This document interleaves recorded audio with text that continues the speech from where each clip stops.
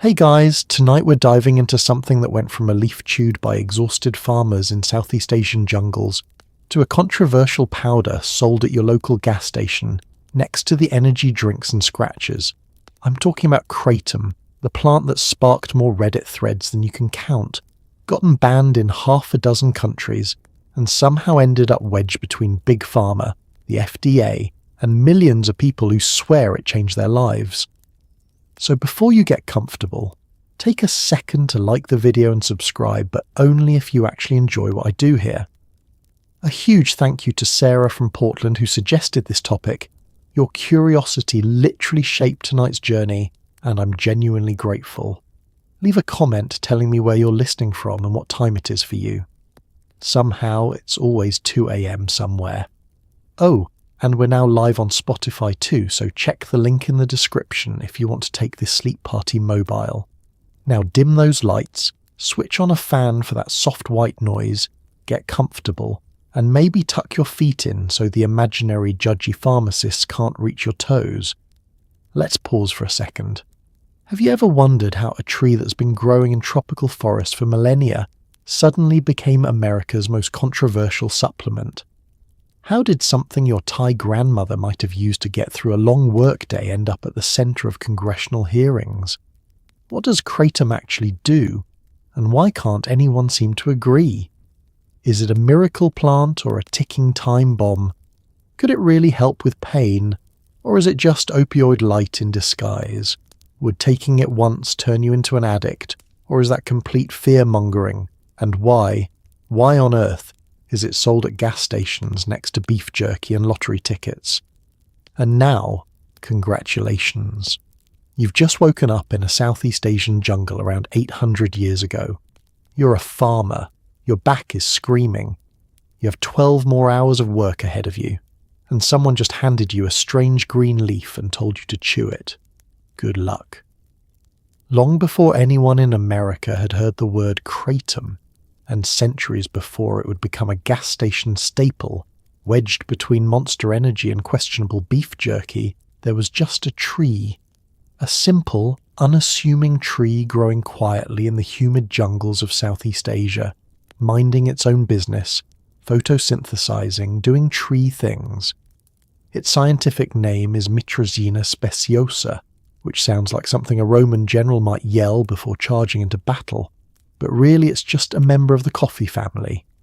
And like its caffeinated cousin, this tree had leaves that, when consumed, did something interesting to the human nervous system, something that farmers, labourers and traditional healers discovered hundreds, possibly thousands of years ago. The tree itself isn't particularly dramatic. It can grow up to 80 feet tall in the wild, with large oval leaves and clusters of yellow flowers that bloom when conditions are right. It thrives in tropical climates, hot, humid, with plenty of rainfall. You'd find it growing naturally in Thailand, Malaysia, Indonesia, Papua New Guinea and Myanmar. For centuries it was just part of the landscape. Monkeys probably ignored it. Birds nested in it. And humans walked past it daily until someone, somewhere, decided to chew a leaf and see what happened. That moment, whenever it was, whoever did it, changed everything. Because what they discovered wasn't just interesting, it was useful. Chewing fresh kratom leaves gave workers energy. It dulled pain. It made long, grueling days slightly more bearable. And in a world where most people spent their lives doing back-breaking agricultural labour from dawn until dusk, that mattered enormously. But here's the thing. For most of human history, Kratom stayed exactly where it was. It didn't spread. It didn't get exported. It didn't become a trade commodity. It was hyper-local, known only to the communities that lived near these trees. Thai farmers knew about it. Malaysian labourers knew about it. Indonesian fishermen knew about it, but nobody else did. It was a regional secret, passed down through generations, used casually, traditionally, without fanfare. There were no Kratom shops, no branding, no online forums debating the best strains. just people picking leaves, chewing them or brewing them into tea and getting on with their day. It was as mundane as drinking coffee, except coffee eventually conquered the world and Kratom stayed hidden in the jungle for centuries longer. It's wild to think about, really. This plant that would eventually spark international controversy, congressional hearings, and thousands of Reddit arguments was just sitting there for hundreds of years, unknown to the West, unbothered by colonialism for a surprisingly long time, and totally unaware that one day it would be sold in packaging designed to look like energy shots. The tree didn't ask for any of this. It didn't want to become political. It just wanted to grow leaves, attract pollinators, and drop seeds. But humans, as we tend to do, had other plans.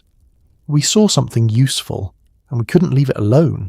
We had to commodify it, regulate it, ban it, defend it, profit from it, and argue about it endlessly online.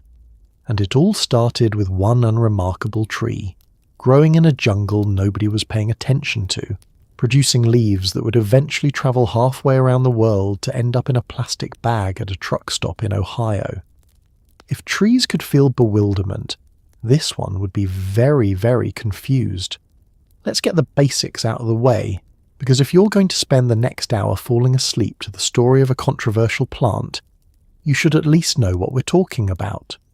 Kratom comes from the leaves of the Mitragyna speciosa tree, native to Thailand, Malaysia, Indonesia, Myanmar, and Papua New Guinea.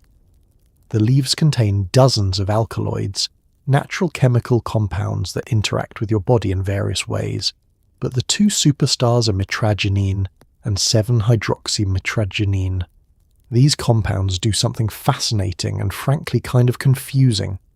At low doses, they act like stimulants, giving you energy, focus, and sociability.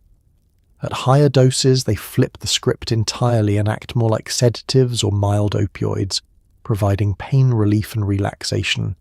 Think of it like this. Kratom is biphasic, which is science speak for it does opposite things depending on how much you take. It's like if coffee could also be melatonin, depending on whether you had 1 cup or 5. At low doses, maybe 2 to 5 grams of powder, people report feeling more alert, talkative, and energized. They use it the way someone might use coffee or an energy drink to power through work, stay focused, or just feel more social. This is how traditional users in Southeast Asia consumed it. Small amounts throughout the day to combat fatigue during manual labor, but increase the dose to 7, 10, or 15 grams, and the experience changes completely. Now it's sedating, relaxing. People describe feeling warm, content, and pain-free. It's this higher dose effect that caught the attention of people dealing with chronic pain or trying to manage opioid withdrawal. Because while Kratom's alkaloids do interact with opioid receptors in your brain, the same receptors that respond to morphine, oxycodone, or heroin, they do it differently. They're partial agonists rather than full agonists, which is a fancy way of saying they don't slam those receptors as hard as traditional opioids do. This matters for 2 reasons. First, it means Kratom is less likely to cause respiratory depression, the thing that kills people in opioid overdoses. Your breathing doesn't slow down to dangerous levels the way it does with heroin or fentanyl. Second, it means Kratom's effects plateau. Taking more and more doesn't keep intensifying the high the way it does with traditional opioids. At a certain point, you just feel nauseous and uncomfortable rather than more euphoric. But Kratom isn't just 2 alkaloids. There are over 40 different compounds in those leaves, and scientists are still figuring out what they all do. Some might contribute to the stimulating effects.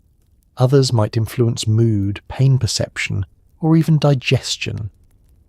The leaves also contain antioxidants, fiber, and trace minerals, though nobody's taking Kratom for its nutritional value. The powder itself, the stuff most people buy, is literally just dried, ground-up leaves. Harvesting Kratom is simple. Pick the leaves, dry them in the sun or indoors, then grind them into a fine green or brownish powder. That's it. No chemical extraction, no synthesizing, no lab required.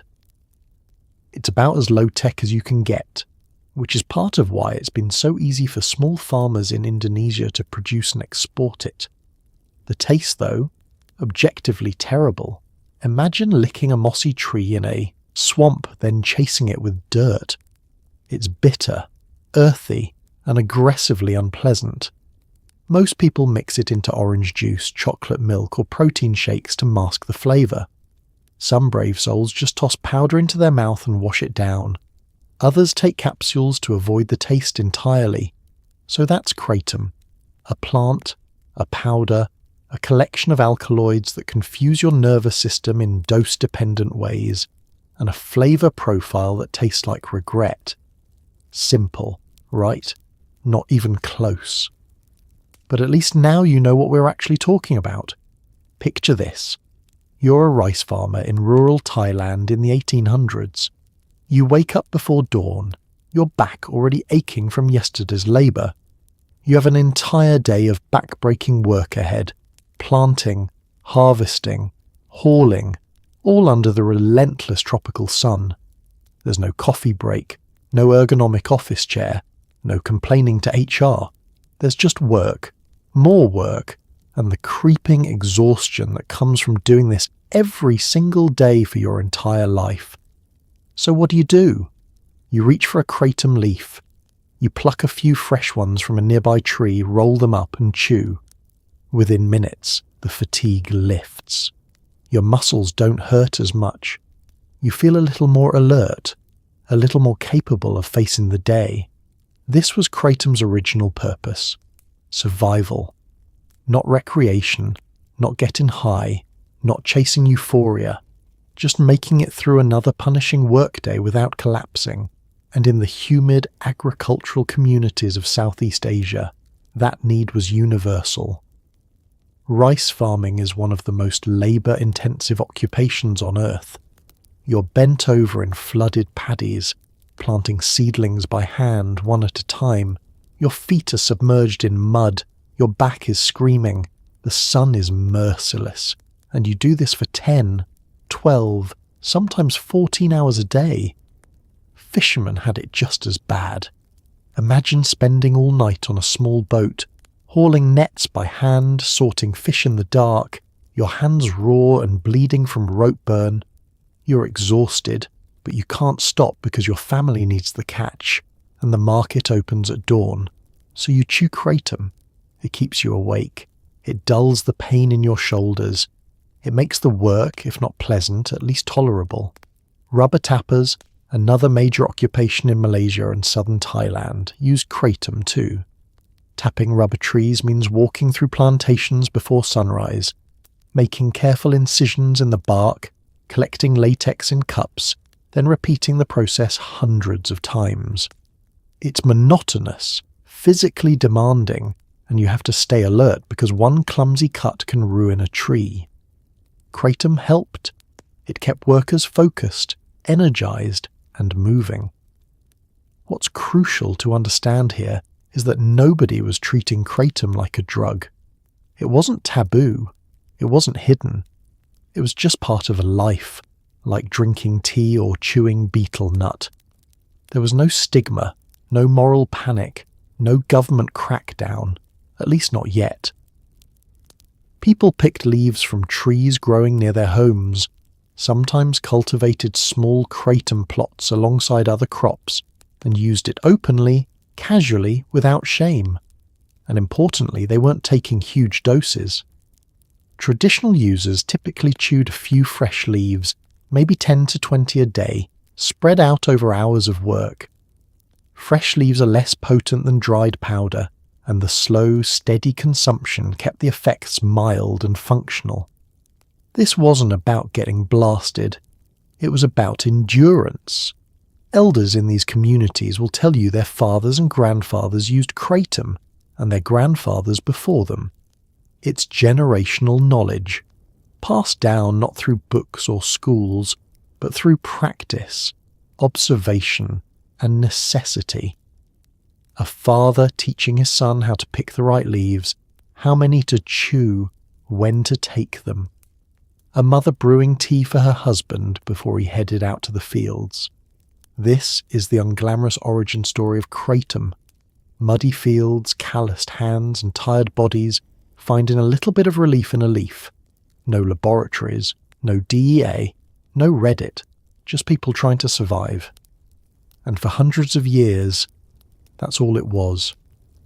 Kratom wasn't just a workday performance enhancer, it was also woven into traditional Southeast Asian medicine.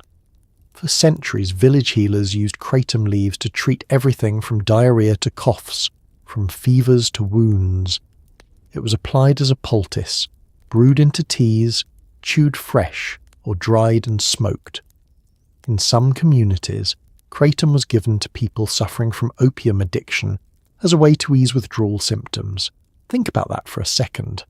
Long before Suboxone or methadone clinics, rural healers in Malaysia were using kratom as a harm reduction tool. They didn't have clinical trials or FDA approval, but they had centuries of observation, tradition, and the trust of their communities. Traditional medicine in Southeast Asia operates differently from Western medicine. It's holistic, plant-based, and rooted in the idea that nature provides remedies for most ailments if you know where to look. Healers weren't doctors in the modern sense.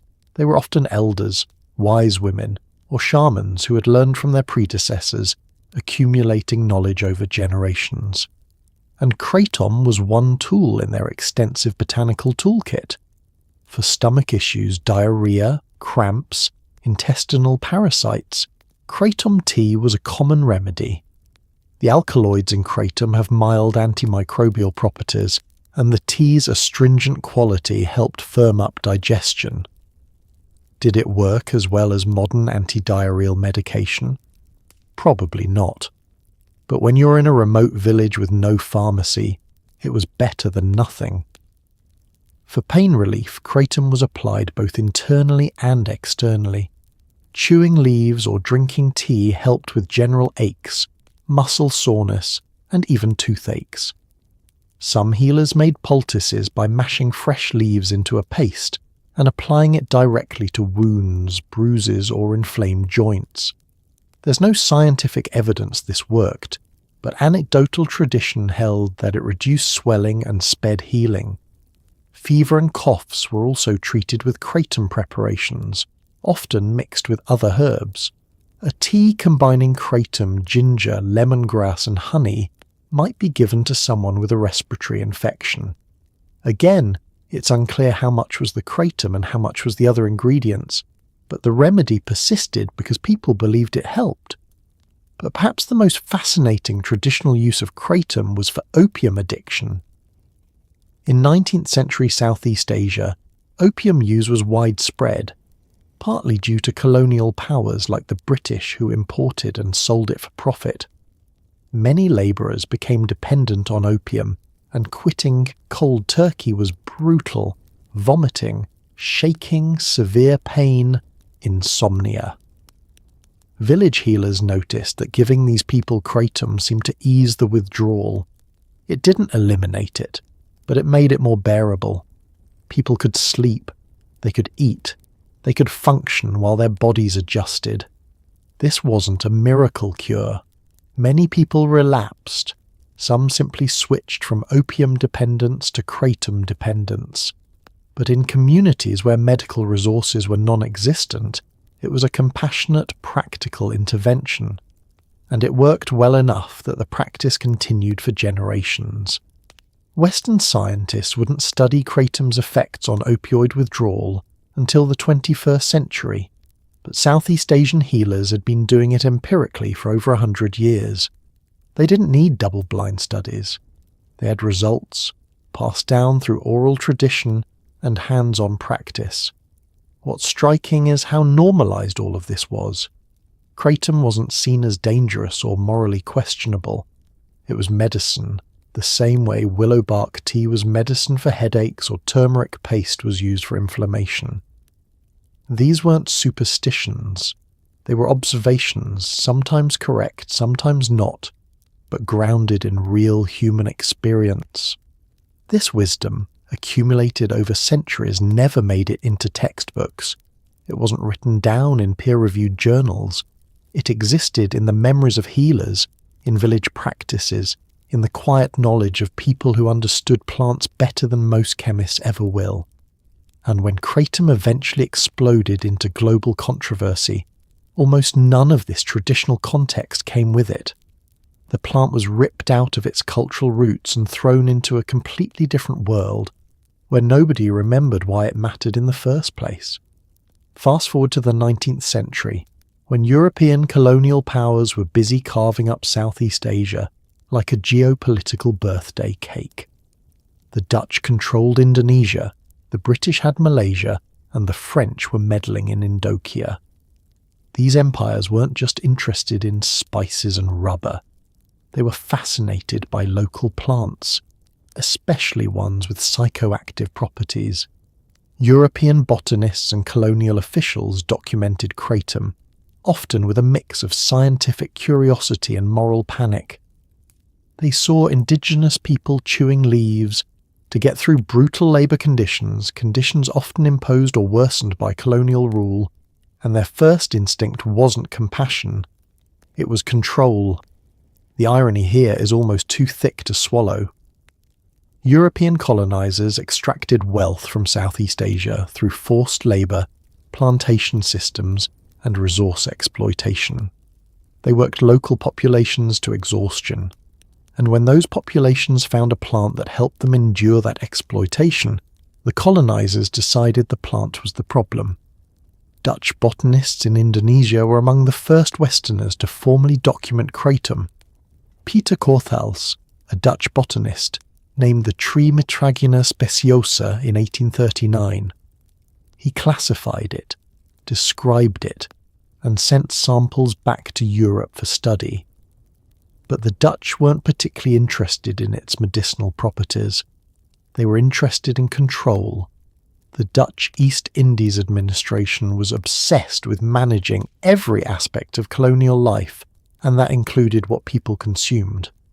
In British-controlled Malaysia, colonial officials observed Kratom use among rubber tappers and dock workers. They noted that workers seemed more productive and less likely to complain when they had access to Kratom, but instead of seeing this as beneficial, they viewed it with suspicion. British colonial thinking was steeped in a racialised paternalism that saw indigenous practices as backward or dangerous. If locals were using a plant to cope with labour, the assumption was that the plant must be creating dependence, laziness, or moral decay, not that the labour conditions themselves were inhumane. Some colonial reports described Kratom users as addicts, even though most were simply chewing leaves to get through the workday. This framing laid the groundwork for later prohibitions. By pathologizing traditional use, colonial powers justified intervention and control. Meanwhile, European scientists back home were experimenting with Kratom's alkaloids in laboratories. They isolated mitragynine in the early 1900s and began testing it on animals. The research was sporadic and inconclusive, but it contributed to a growing narrative. This was a native drug, potentially dangerous, and in need of regulation. What's particularly galling is that European colonisers had no problem profiting from opium, another plant with far more addictive and deadly potential. The British literally fought wars to force China to accept opium imports, generating massive profits for the empire. The Dutch administered opium dens in Indonesia, taxing sales and controlling distribution. Opium was fine when it enriched colonial coffers, but Kratom was free. It grew wild. Anyone could pick it. And worse, it helped people resist or reduce their opium use, which cut into colonial revenue. This is where the seeds of prohibition were planted. Kratom wasn't banned because it was dangerous. It was banned, or viewed with hostility, because it threatened economic and social control. Colonial powers wanted compliant workers, not empowered ones. They wanted people dependent on substances they could regulate and profit from, not plants they could harvest for free. By the time these empires began to decline in the mid-20th century, the damage was done. Kratom had been framed as a problematic substance, associated with the uncivilized natives rather than recognized as a traditional medicine. And when Southeast Asian nations gained independence, many inherited these colonial attitudes, along with the laws that came with them. The British left, the Dutch left, but their view of Kratom stayed behind, embedded in legal codes and cultural stigma. It's a classic colonial story. Show up, exploit people, demonize their coping mechanisms, leave a legal mess behind and take no responsibility. And Kratom, a tree that never asked to be part of anyone's empire, got caught in the crossfire. In 1943, Thailand became the first country to outright ban Kratom. But this wasn't because of public health concerns or overdose deaths. It was about money. During World War II, Thailand was facing economic strain and needed revenue. The government had a monopoly on opium sales, which were heavily taxed and brought in significant income. But Kratom was free. It grew wild. Anyone could pick it. And worse, people were using it to wean themselves off opium, which meant fewer opium sales, which meant less tax revenue for the government. So the Thai government outlawed Kratom under the Kratom Act of 2486. Possession, sale, or cultivation could get you fined or imprisoned. Let's be very clear about what happened here. Thailand didn't ban Kratom to protect its citizens. It banned Kratom to protect its opium profits. This wasn't health policy. It was economic policy disguised as health policy, which is arguably worse because it pretends to care about people while actually just caring about money. At the time, Thailand was navigating a deeply complicated political situation. The country had managed to avoid full colonization, but it was squeezed between British Burma and French Indochina, both of which had colonial appetites. To maintain independence, Thailand had to play a delicate diplomatic game, which often meant aligning with whoever seemed most powerful at the moment. During World War II, that meant cooperating with Japan, which occupied parts of Southeast Asia. The war devastated Thailand's economy. Trade routes were disrupted. Resources were scarce. The government was desperate for revenue, and opium taxes were one of the few reliable income streams left. The government ran licensed opium dens where people could purchase and consume opium legally for a price. The taxes on these sales filled government coffers. But here's the problem. Kratom was undermining that system. People who might have otherwise spent money on opium were instead chewing free leaves they picked from trees in their backyards. Some opium users were even using Kratom to quit, which was great for them but terrible for the government's bottom line. Officials noticed the trend and didn't like it. Something had to be done. So they passed the Kratom Act. The law made it legal to plant kratom trees or possess kratom leaves. Violators could face fines or imprisonment. The government even ordered the cutting down of existing kratom trees, though enforcement was spotty at best. In rural areas, people largely ignored the ban. Kratom trees were everywhere. You couldn't realistically cut them all down, and local authorities often looked the other way because they understood the cultural context. But in cities, the law had teeth. People were arrested, fines were issued, Kratom went underground. The justification given publicly was that Kratom was a dangerous narcotic that led to laziness and addiction. Sound familiar? It's the same language used by colonial powers, repackaged by an independent government that should have known better. But governments rarely let truth get in the way of revenue. What makes this ban especially frustrating is that it ignored centuries of safe traditional use. Kratom had been consumed by Thai people for generations without causing societal collapse. There were no Kratom-related crime waves, no public health crises, no hospitals overflowing with Kratom overdoses.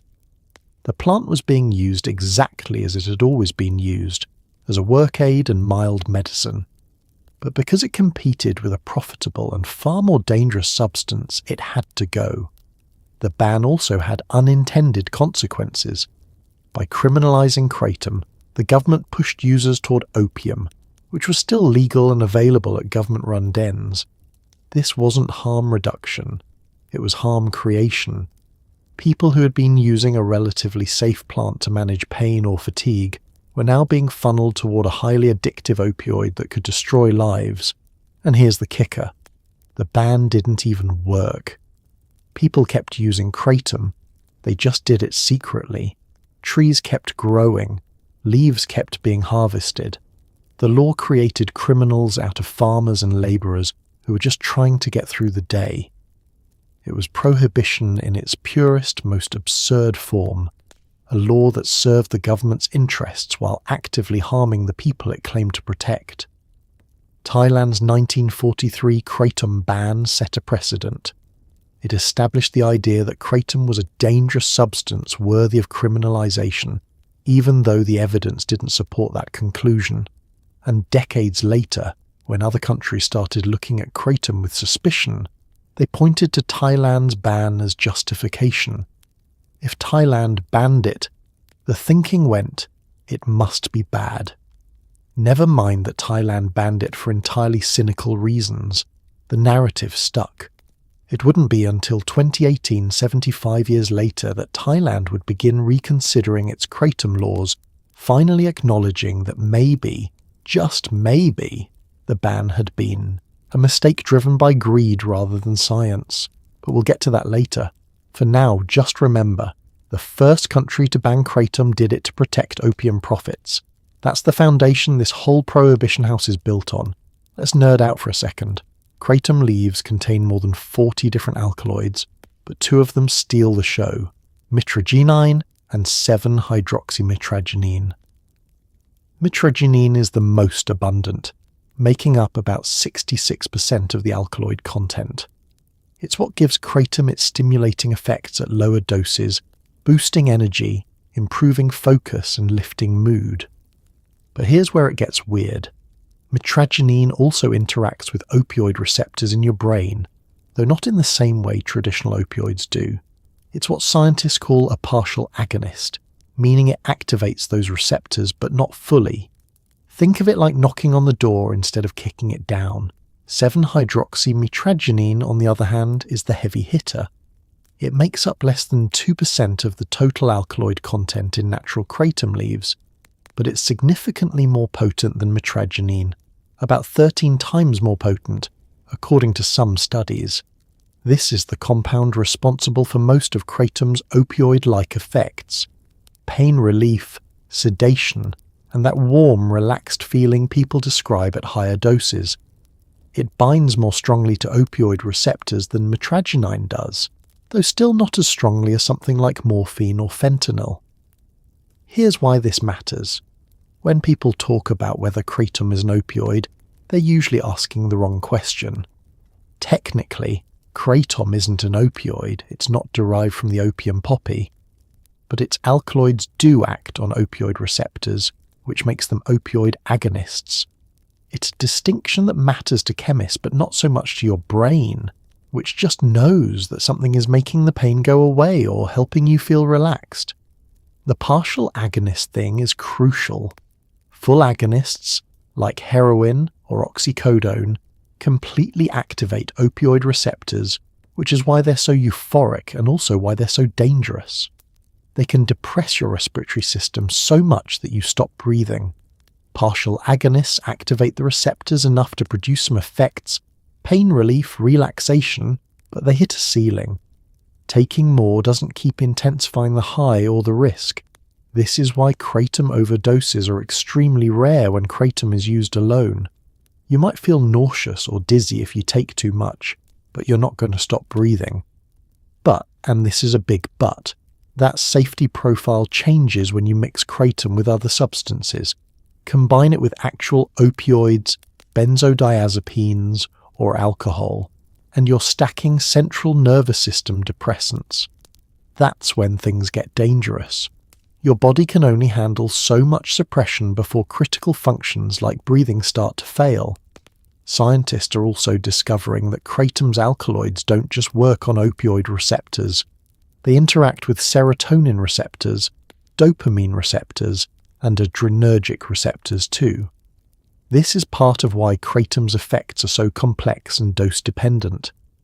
At low doses, the stimulating effects seem to come from interactions with adrenergic receptors, the same ones activated by adrenaline. At high doses, the opioid receptor activity dominates, producing sedation and analgesia. There's also some evidence that mitragynine has anti-inflammatory properties, which could explain why people with chronic pain conditions find Kratom helpful. Inflammation is a major component of pain, and if Kratom reduces both inflammation and pain signaling in the brain, that's a double benefit. Researchers are now trying to isolate and modify these alkaloids to create safer, more effective medications.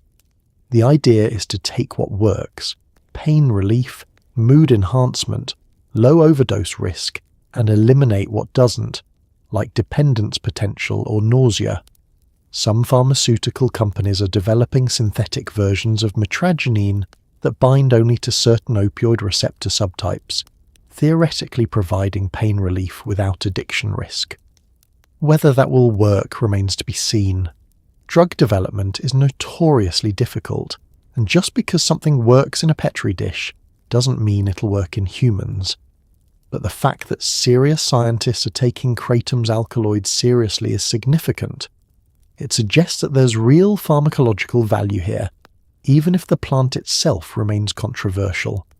For now, though, mitragynine and 7-hydroxymitragynine remain locked inside Kratom leaves, doing their strange biphasic dance, confusing regulators, helping some people, harming others, and generally refusing to fit into neat categories. They're not quite stimulants, not quite opioids, not quite safe, not quite dangerous. They're just complicated, which is probably the most honest thing you can say about them. For most of human history, Kratom stayed in Southeast Asia. It was a regional thing, a cultural tradition, a farmer's secret. But then came the internet.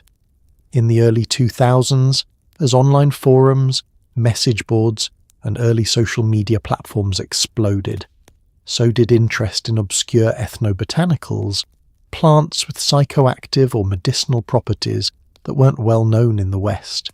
Kratom was one of them. Erowid, Blue Light, and Reddit became digital gathering places where curious psychonauts, chronic pain sufferers, and former opioid users shared their experiences. People started ordering Kratom powder from Indonesian vendors, often in unmarked bags that arrived weeks later smelling like freshly cut grass. This was the Wild West era of internet drug culture. No regulations, no oversight, just people experimenting and reporting back. Erowid, launched in 1995, was one of the first comprehensive databases of psychoactive substances. It hosted trip reports, dosage guides, and harm reduction information for everything from LSD to morning glory seeds. In the early 2000s, Kratom started showing up on the site. Users posted detailed accounts of their experiences, how much they took, what strain, what effects they felt, how long it lasted. The reports were all over the map. Some people described Kratom as life-changing, a miracle plant that helped them quit opioids or manage chronic pain. Others said it was overrated, mildly pleasant at best. A few reported negative experiences, nausea, dizziness, or anxiety. But the overall tone was one of cautious optimism. Here was something natural, relatively safe, and potentially useful that wasn't on law enforcement's radar yet. Blue Light, another harm reduction forum, became a hub for Kratom discussion. Users shared vendor recommendations, debated the differences between strains, and warned each other about scams. This was before Amazon, before easy e-commerce, so buying Kratom meant finding obscure websites run by Indonesian suppliers who barely spoke English. You'd send money via wire transfer or PayPal, wait 3 weeks, and hope a package showed up. Sometimes it did, sometimes it didn't. Sometimes it was Kratom, sometimes it was something else entirely. The Reddit Kratom community started small but grew rapidly. What made Reddit different was its upvote system and community moderation, which meant good information rose to the top and scammers got called out quickly. The subreddit r/Kratom became a mix of harm reduction, vendor reviews, advocacy, and personal stories. People shared their successes, quitting heroin, managing fibromyalgia, getting through college exams. They also shared their struggles, dependence, withdrawal, tolerance issues. What's remarkable about this era is how grassroots it was. There were no corporations involved, no marketing budgets, no slick branding. Just people helping people, sharing knowledge, and trying to figure out this weird plant together. It was internet culture at its best. Decentralized, collaborative, and focused on actual human experience rather than profit. Of course, this also meant there was a lot of misinformation. People made claims about Kratom curing diseases it definitely didn't cure. Some users downplayed the risks of dependence, others exaggerated the dangers. But over time, the community self-corrected. Veteran users called out nonsense, moderators enforced harm reduction guidelines, and slowly a more nuanced, realistic picture of Kratom emerged. The internet also made Kratom accessible to people who desperately needed it. Chronic pain patients who'd been cut off from their prescriptions during the opioid crackdown found Kratom through online forums. Veterans with PTSD who couldn't get adequate treatment through the VA discovered it on Reddit. People in rural areas with no access to pain management specialists ordered it from Indonesian farmers and got relief for the first time in years. But accessibility cut both ways. Teenagers looking to get high found Kratom online too. People with no understanding of dosing or safety took way too much and ended up sick. And because Kratom was unregulated, quality varied wildly. Some batches were pure and potent. Others were weak, contaminated, or adulterated with who knows what. By the late 2000s, Kratom had gone from a Southeast Asian secret to a global phenomenon, spread almost entirely through internet word of mouth. No traditional advertising, no celebrity endorsements, just people typing into forums at 2 a.m, sharing their stories, and passing along information that would eventually reach millions. The internet didn't just discover Kratom, it made Kratom possible in the modern world, and whether that was a good thing or a bad thing depends entirely on who you ask. By the late 2000s and early 2010s, the United States was deep in the throes of an opioid epidemic. Doctors had been prescribing OxyContin, Vicodin and Percocet like candy for years, and millions of Americans were now dependent, addicted, or dead. When prescriptions were cut off, many turned to heroin or fentanyl. Overdose deaths skyrocketed. Families were destroyed. Entire communities were hollowed out. And in the middle of this nightmare, some people stumbled across Kratom. They found it online, often by accident, while searching for natural pain relief or ways to manage withdrawal, and for many it worked. Not perfectly, not magically, but enough to keep them alive. The opioid crisis didn't happen overnight. It was decades in the making, driven by pharmaceutical companies that lied about addiction risks, doctors who overprescribed, and a healthcare system that treated pain management as a prescription pad problem rather than a holistic issue. Purdue Pharma infamously marketed OxyContin as a safe, non-addictive painkiller in the 1990s, training sales reps to push it aggressively and downplay risks. Doctors believed them. Patients trusted their doctors. And suddenly, millions of people were hooked. By the time the medical community realized what had happened, it was too late. The DEA and state medical boards cracked down hard, slashing prescription limits and forcing doctors to cut off patients, even those who'd been taking opioids responsibly for years. This created a secondary crisis. People who legitimately needed pain management were abandoned. They couldn't function. They couldn't work. Some couldn't even get out of bed. And when they begged for help, they were told to try physical therapy, mindfulness, or over-the-counter ibuprofen, suggestions that felt like cruel jokes when you're dealing with debilitating chronic pain. Desperate, they searched for alternatives. Some turned to the black market, buying pills from dealers or ordering them from shady online pharmacies. Others tragically turned to heroin, which was cheaper and easier to find than prescription opioids. And some, maybe through a Reddit thread, a friend's suggestion, or a late-night Google search, found Kratom. For people in opioid withdrawal, Kratom was a revelation. Withdrawal from opioids is hell. Muscle aches, nausea, vomiting, diarrhea, insomnia, anxiety, depression, and an overwhelming, all-consuming craving that feels like your entire body is screaming. It can last for days or weeks, and many people relapse just to make it stop. But Kratom, because it acts on the same receptors, can blunt those symptoms. It doesn't eliminate withdrawal, but it makes it bearable. People could sleep, they could eat, they could function while their brains and bodies recalibrated. Some used Kratom as a bridge, a way to taper off opioids gradually without suffering as intensely.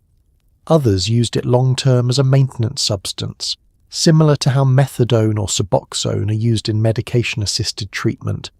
And for many, it worked. They stayed off heroin. They rebuilt their lives. They got jobs, reconnected with families, and regained the dignity that addiction had stolen. The chronic pain community found Kratom too. People with fibromyalgia, arthritis, back injuries, neuropathy, or autoimmune disorders who'd been cut off from their prescriptions tried Kratom as a last resort. Many reported significant relief, not complete, but enough to function. Enough to go to work, take care of their kids, or just get through the day without wanting to die. But here's the uncomfortable truth. Kratom saved lives, but it also created new dependencies. Some people switched from prescription opioids to Kratom and found themselves taking it multiple times a day, every day, unable to stop without experiencing withdrawal. They traded one dependence for another. Was that better? Maybe. Kratom doesn't cause respiratory depression like traditional opioids, so the risk of fatal overdose is much lower. But it's still a dependency, and that comes with its own challenges. What's clear is that Kratom filled a desperate gap in a broken system. It gave people an option when they had none. It offered relief when the medical establishment offered only lectures about addiction and cutbacks on care. And while it wasn't a perfect solution, nothing is. It was something. For people drowning in pain or withdrawal, something is often enough. The opioid epidemic created the conditions for Kratom's rise in America. It wasn't marketing or advocacy that made Kratom popular. It was suffering and the basic human instinct to find relief by any means necessary. In 2012, the FDA started paying attention to Kratom, and they did not like what they saw. Reports were trickling in. People were buying unregulated powder from the internet, taking it daily, sometimes in the large amounts. There were anecdotal claims of addiction, withdrawal symptoms, and even a handful of deaths where Kratom was mentioned on toxicology reports, though often in combination with other substances. The FDA issued its first import alert, allowing customs to seize shipments of Kratom at the border. They framed it as a public health issue, an unapproved drug, untested, unregulated, potentially dangerous. The FDA's involvement marked a turning point. Up until then, Kratom had flown under the radar, a niche botanical supplement known mostly to online communities. But once the FDA got involved, Kratom became a target. The agency issued warnings, sent warning letters to vendors, and began building a case for stricter regulation or outright prohibition. The FDA's argument went like this. Kratom contains compounds that act on opioid receptors, making it opioid-like. It has abuse potential. People can become dependent. There are reports of adverse events, including deaths. It's not approved as a drug or dietary supplement. Therefore, it's dangerous and shouldn't be sold. On paper, this sounds reasonable. The FDA's job is to protect public health, and if something untested is being consumed by thousands of people, they should investigate. But the way the FDA approached Kratom was less scientific inquiry and more moral crusade. They cherry-picked data, emphasized worst-case scenarios, and ignored context. Take the death reports, for example. By 2012, the FDA had linked Kratom to a small number of deaths, maybe a dozen at most. But almost every single one involved other substances: prescription opioids, benzodiazepines, alcohol, or fentanyl. In many cases, Kratom was barely present in the system, and the actual cause of death was clearly the other drugs. But the FDA counted them as Kratom deaths anyway, inflating the danger. They also ignored the thousands of people using Kratom safely.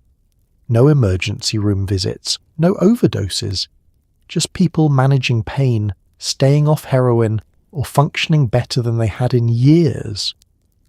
That data didn't fit the narrative, so it was dismissed as anecdotal. The import alert was the first real blow. US Customs began seizing Kratom shipments at ports, sometimes destroying thousands of kilograms at a time. Vendors scrambled to find new suppliers or reroute shipments through third countries. Prices went up. Availability became inconsistent, and users who relied on Kratom for pain management or opioid recovery suddenly faced uncertainty. The FDA also sent warning letters to Kratom vendors, accusing them of making unsubstantiated health claims. Some vendors had been advertising Kratom as a treatment for opioid addiction, pain, or anxiety, claims that, while supported by user testimonials, hadn't been proven in clinical trials. The FDA was technically correct. You can't market a substance as a treatment without approval. But the crackdown felt disproportionate. Small businesses were being threatened with legal action, while pharmaceutical companies that had caused the opioid crisis faced far less scrutiny. Public health advocates pointed out the hypocrisy. The FDA had approved OxyContin, a drug that had killed tens of thousands of Americans and destroyed countless lives. They'd been slow to act on the opioid crisis, ignoring warning signs for years. But Kratom, which had a far better safety profile and was helping people quit opioids, was suddenly public enemy number one. The FDA's involvement also triggered media panic. News outlets ran sensational stories with headlines like "Deadly Herbal Supplement," "Sold Online," or "The Legal Drug Killing Americans." The stories rarely mentioned that Kratom had been used safely for centuries in Southeast Asia, or that the actual risk of death was incredibly low. They just needed clicks and fear sells. For the Kratom community, the FDA's actions felt like an existential threat.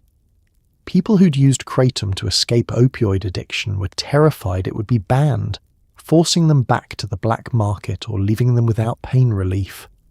Advocacy groups formed, petitions were started, and users began organizing, preparing to fight back against what they saw as government overreach. The FDA had opened Pandora's box, and what came out was a fierce, determined community that wasn't going to let their lifeline be taken away without a fight.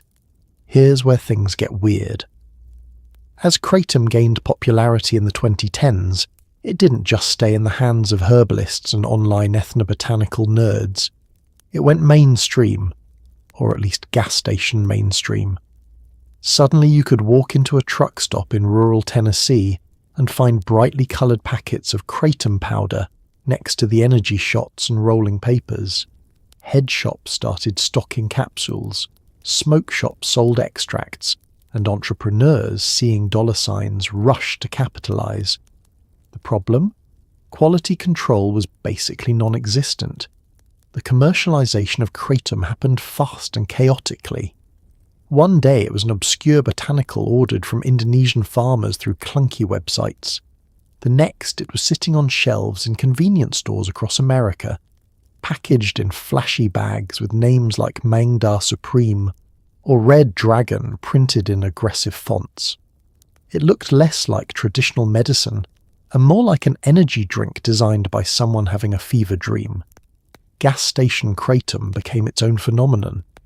These weren't carefully sourced, lab-tested products sold by responsible vendors. These were cheap packets of powder or capsules marked up 300%, often sitting next to synthetic cannabinoids and sketchy male enhancement pills. The quality ranged from mediocre to downright dangerous. Some contained actual Kratom, weak, stale, or poorly stored, but Kratom nonetheless. Others were cut with fillers, contaminated with bacteria, or adulterated with who knows what. The packaging didn't help. Instead of sober, informative labels, you got cartoonish designs, vague dosing instructions, and zero information about alkaloid content, sourcing, or safety. Some packages claimed Kratom was not for human consumption, a legal loophole designed to avoid FDA scrutiny. It was the same trick used by synthetic drug manufacturers. Sell it as incense or bath salts, wink wink, and technically you're not marketing it as a drug. Head shops and smoke shops followed suit. These stores traditionally sold cannabis paraphernalia, tobacco alternatives, and counterculture accessories. Kratom fit the vibe. It was herbal, vaguely rebellious, and legal in most places. Shop owners stocked it because it sold, not because they understood it. Many couldn't answer basic questions about strains, dosing, or effects. They just knew customers asked for it, so they carried it. This created a problem. People who'd never heard of Kratom were now buying it impulsively at gas stations. Maybe they saw a flashy packet, read natural energy boost, and figured why not.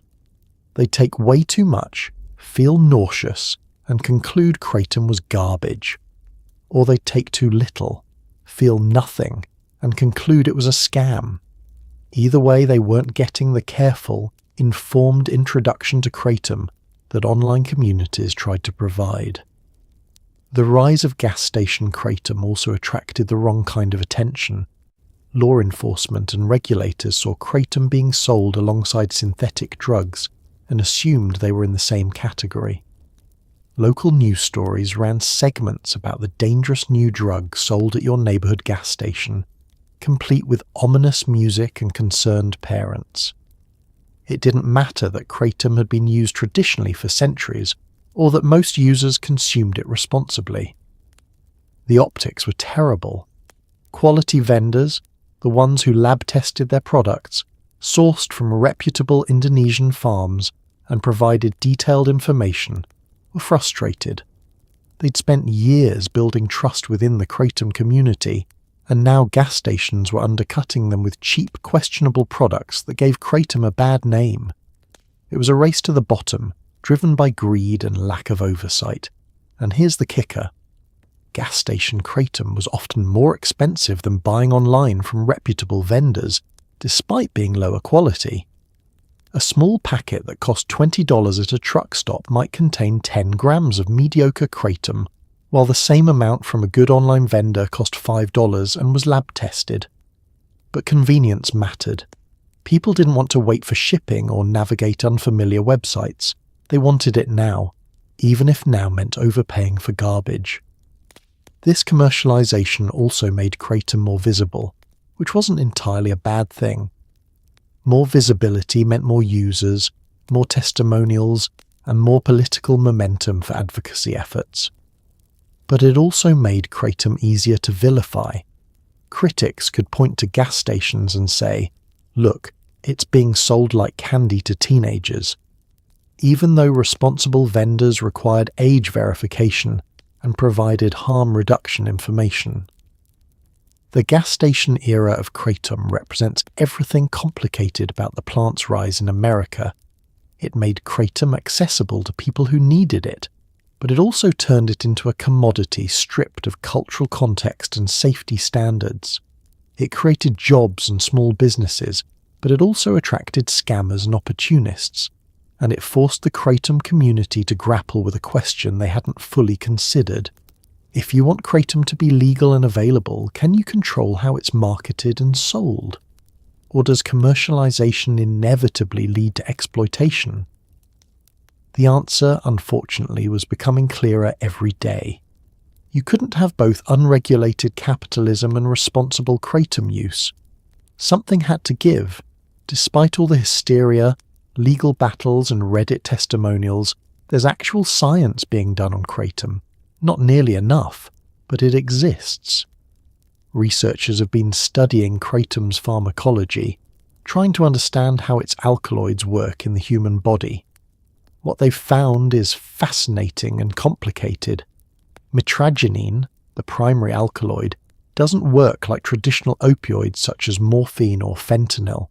Instead of being a full agonist at opioid receptors, meaning it fully activates them, mitragynine is a partial agonist. This matters because full agonists can cause severe respiratory depression, the thing that kills people in opioid overdoses. Partial agonists are less likely to do that, though they are not risk-free.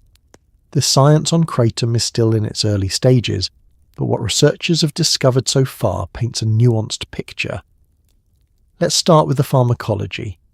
When you consume Kratom, the alkaloids, primarily mitragynine and 7-hydroxymitragynine, are absorbed through your digestive system, enter your bloodstream, and eventually cross the blood-brain barrier.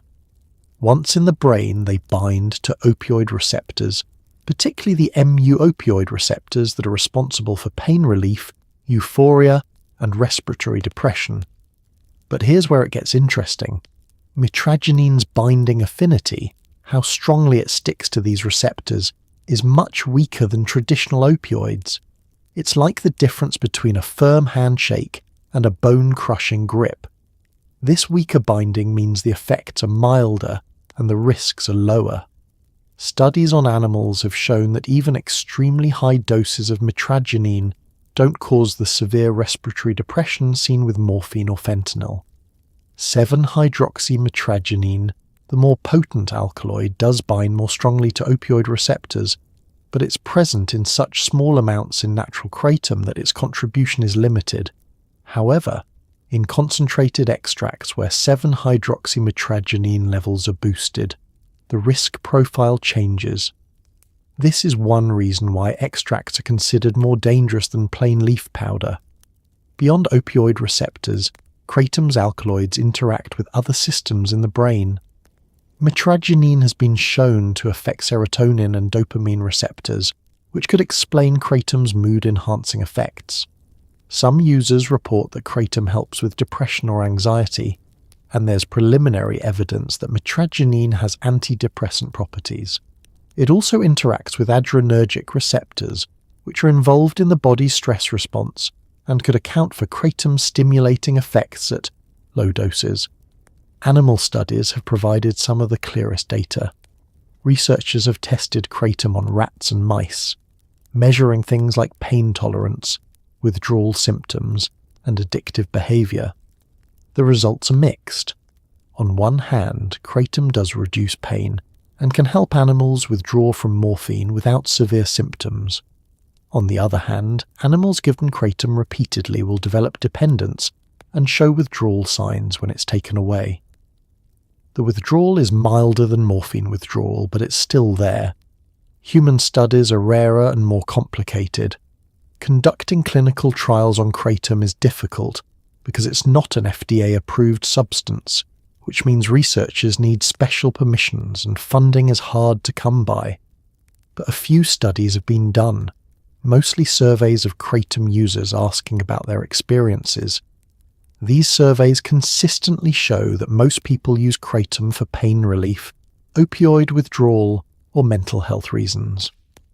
Most report positive effects and minimal side effects, but self-reported data has limitations. People lie, misremember, or exaggerate.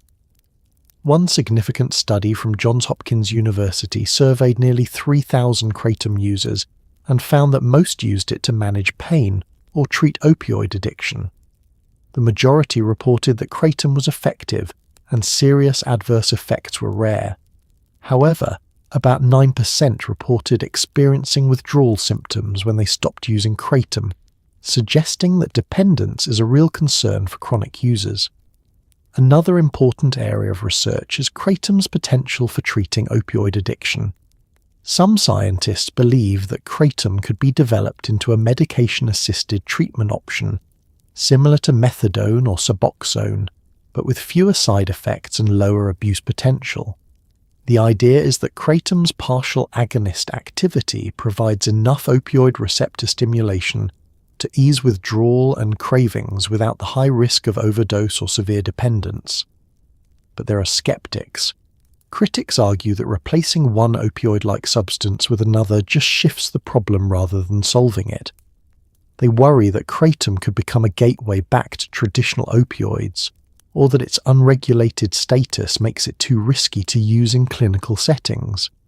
There's also concern about long-term effects. Nobody knows what happens to your brain or body after years of daily Kratom use because those studies haven't been done yet. The bottom line? The science says Kratom is pharmacologically active, definitely interacts with opioid receptors, has real effects on pain and mood, and carries some risk of dependence. It's not as dangerous as fentanyl or heroin, but it's not completely benign either. It exists in a grey area that makes both advocates and critics uncomfortable, because neither extreme Kratom is perfectly safe or Kratom is deadly, is supported by the data. The truth, as usual, is somewhere in the messy, complicated middle. August 26, 2016. The DEA dropped a bombshell. They announced their intention to place Kratom in Schedule 1, the most restrictive drug category in the United States, reserved for substances like heroin, LSD, and MDMA, drugs the government deems to have no medical value and high potential for abuse. The Kratom community erupted. Advocacy groups mobilized. Scientists protested. Members of Congress received thousands of letters and calls from constituents who credited Kratom with saving their lives. The backlash was so intense that the DEA did something almost unprecedented. They backed down. The announcement came out of nowhere. On a Friday afternoon in late summer, the DEA issued a notice of intent to schedule Kratom as a Schedule 1 substance, with the ban taking effect in just 30 days. Schedule 1 is the kiss of death. It means the substance is considered so dangerous and medically useless that possessing even a small amount becomes a federal crime. Research becomes nearly impossible. Medical use is banned entirely. You'd be lumped in with heroin dealers for selling Kratom powder. The justification? The DEA cited concerns about abuse potential, dependence, and public safety. They pointed to the handful of deaths where Kratom was present, again, ignoring that almost all involved other drugs. They claimed that Kratom had no accepted medical use, despite thousands of testimonials from people using it to manage pain or stay off opioids, and they argued that emergency action was necessary to protect the public. The Kratom community went into overdrive. Within hours, social media exploded. Reddit threads filled with panicked users trying to figure out what to do. Some stockpiled Kratom, buying as much as they could afford before the ban took effect.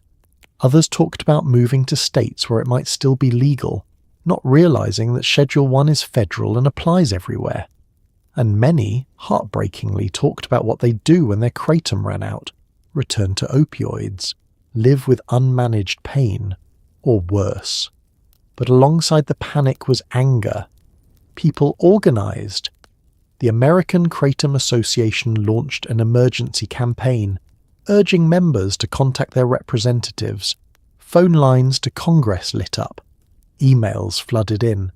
Representatives who'd never heard of Kratom suddenly had staffers fielding dozens of calls a day from constituents begging them to intervene. The stories were powerful. Veterans with PTSD, chronic pain patients, recovering addicts, all saying the same thing. Kratom saved my life, and if you take it away, I don't know what I'll do. Scientists weighed in too. Researchers who'd studied Kratom sent letters to the DEA, pointing out that the evidence didn't support Schedule 1 classification. They argued that Kratom had legitimate medical potential, and that banning it would halt research just as it was getting started.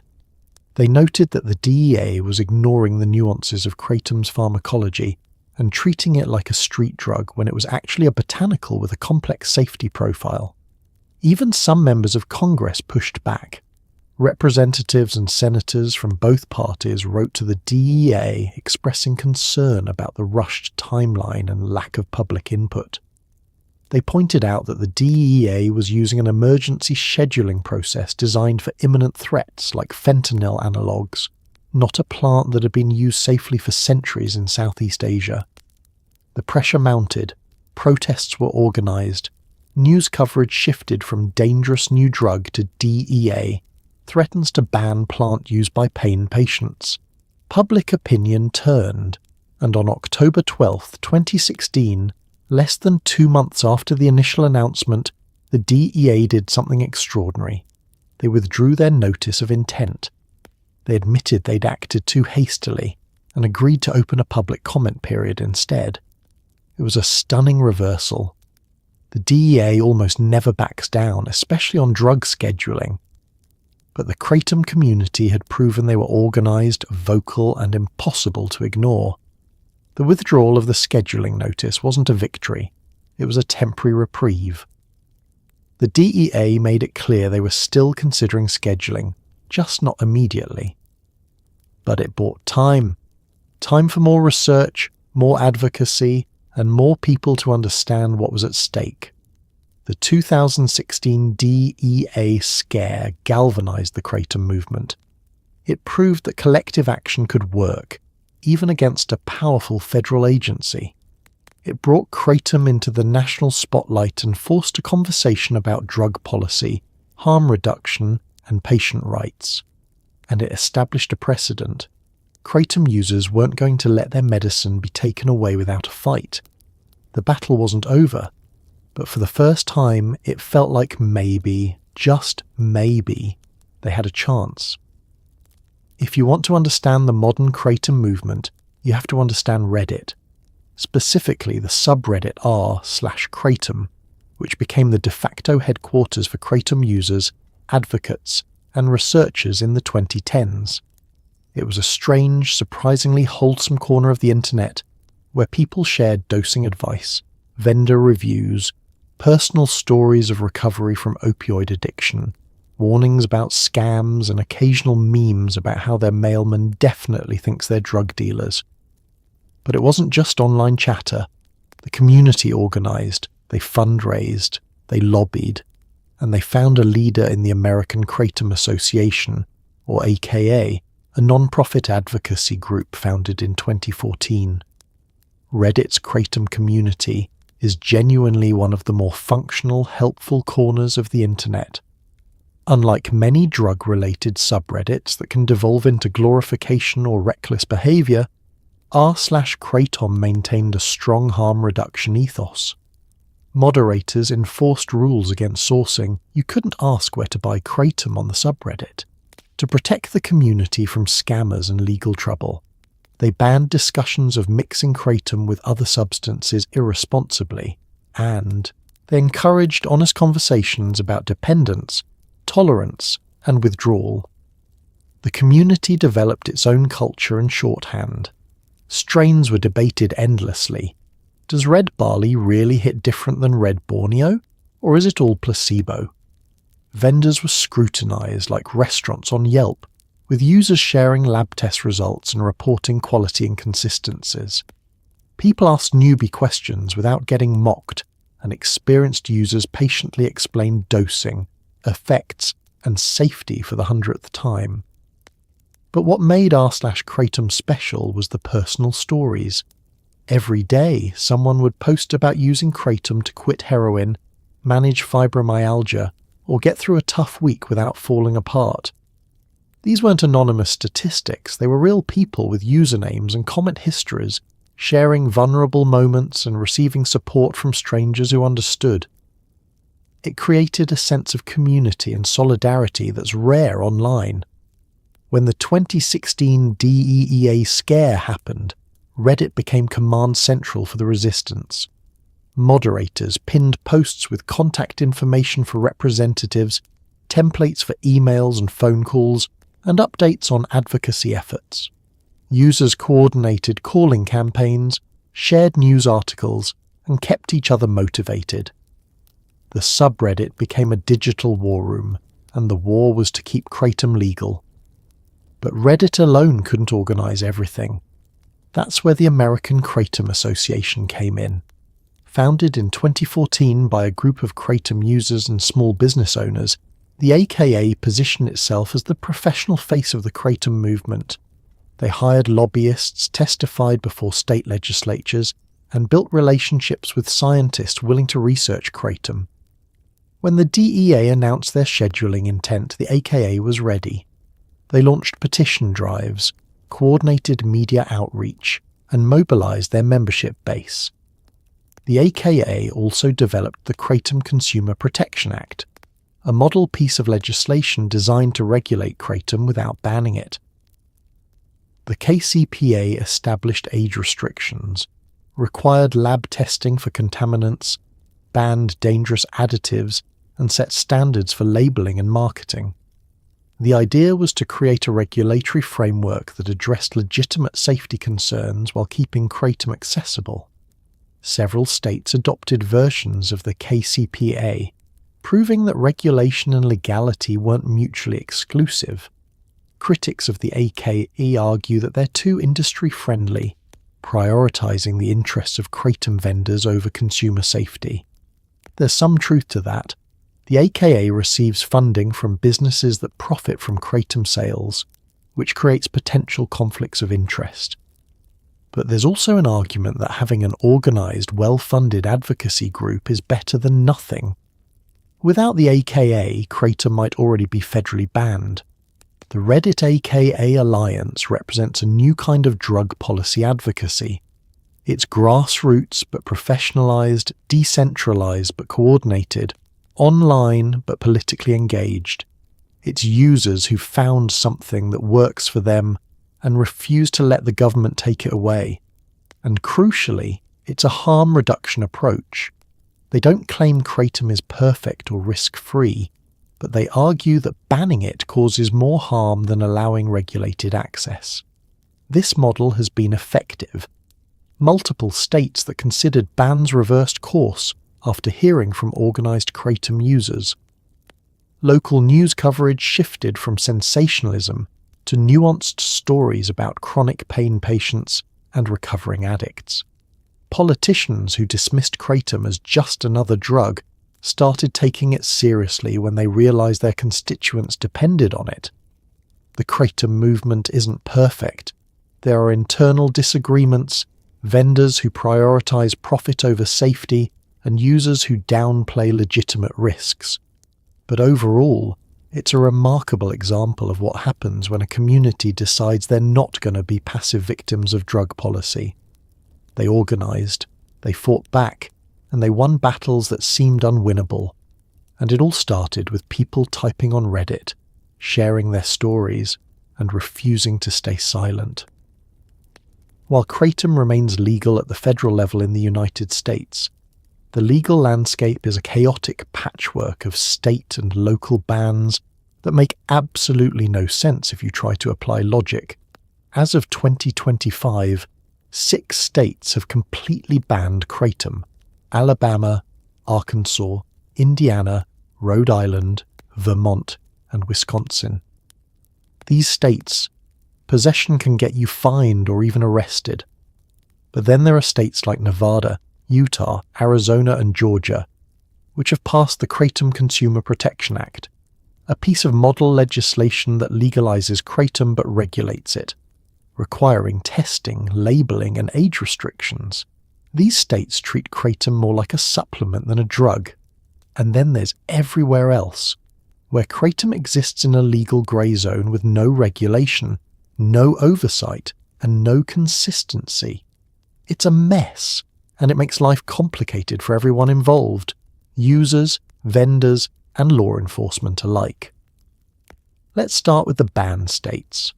Alabama was one of the first to prohibit kratom, classifying it as a Schedule I controlled substance in 2016.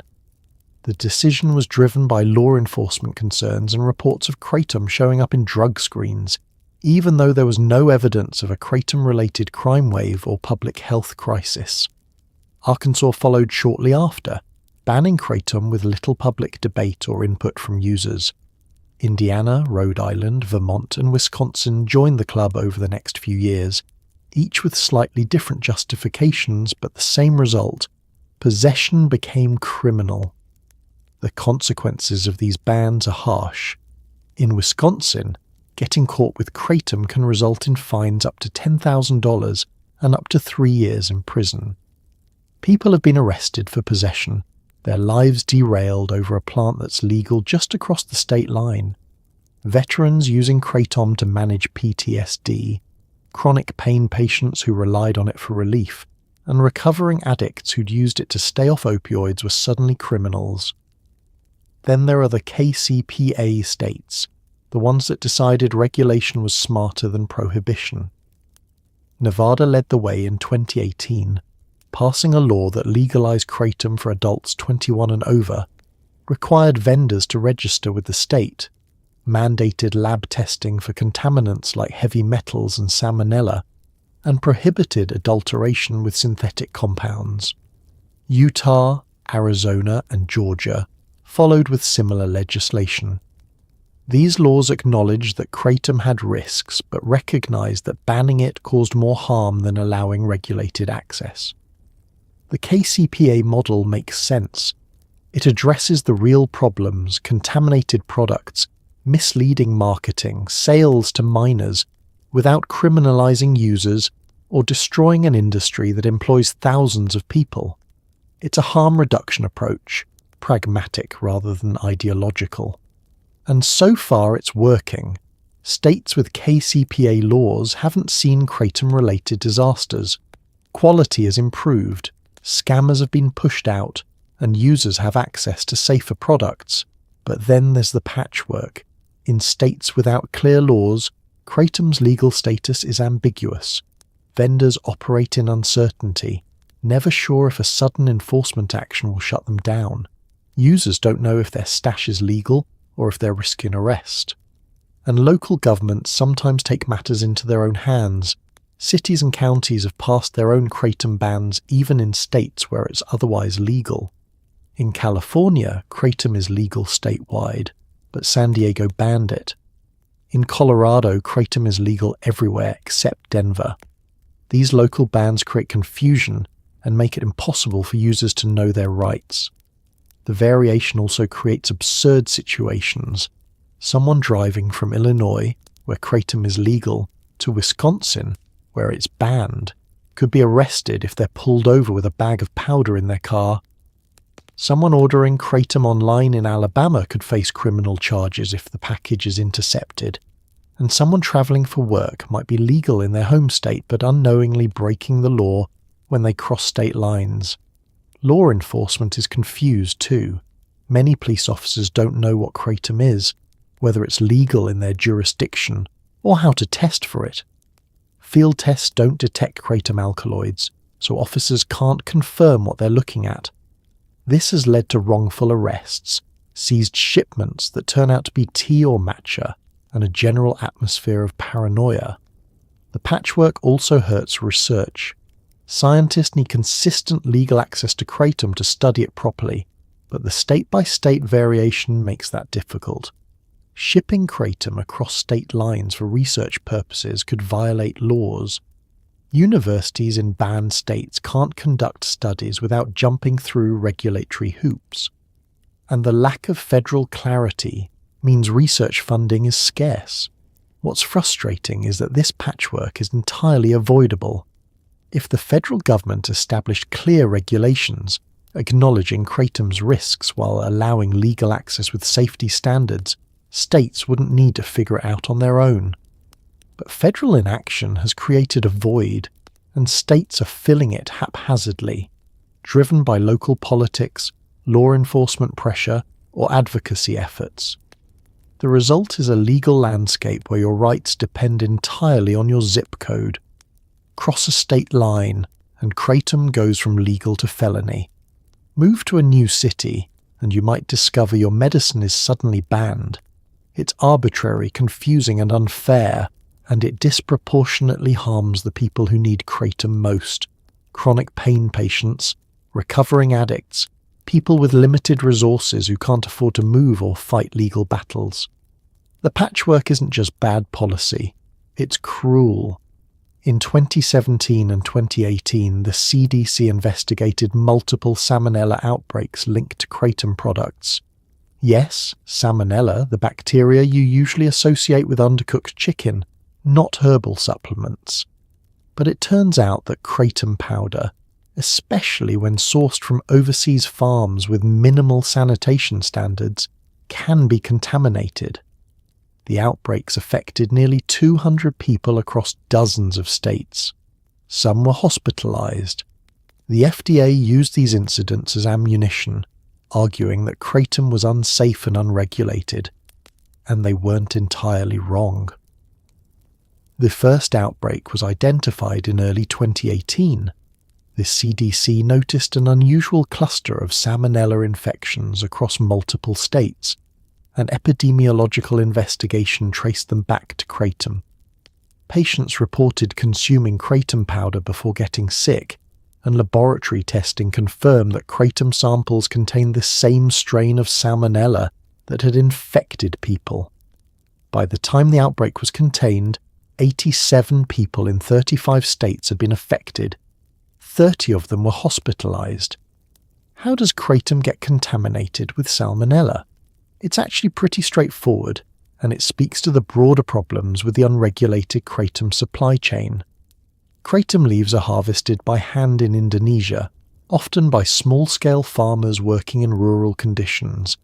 After harvesting, the leaves are dried, sometimes on tarps laid directly on the ground, sometimes in outdoor drying sheds that aren't exactly sanitary. Birds, rodents, and insects have access. If animal feces come into contact with the drying leaves, bacteria like Salmonella can contaminate the batch.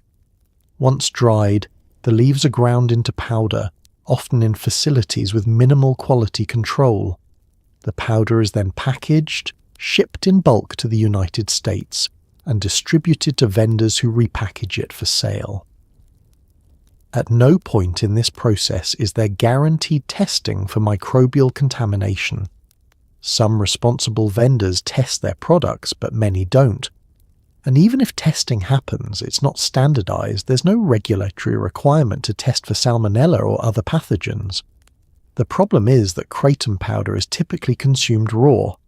Unlike coffee, which gets boiled, or tea, which is steeped in hot water that kills bacteria, Kratom powder is often mixed into cold or room temperature drinks and consumed immediately. If Salmonella is present, you're ingesting it directly, and while Salmonella infections are usually not fatal, they're miserable: severe diarrhea, vomiting, fever, abdominal cramps. For vulnerable populations, the elderly, children, or people with weakened immune systems, it can be life-threatening. The FDA response was swift and predictable. They issued warnings urging people not to consume Kratom, citing the Salmonella outbreaks as evidence that Kratom was inherently dangerous. They increased border seizures and sent warning letters to vendors whose products tested positive for contamination, and they doubled down on their argument that Kratom needed to be banned because it couldn't be made safe.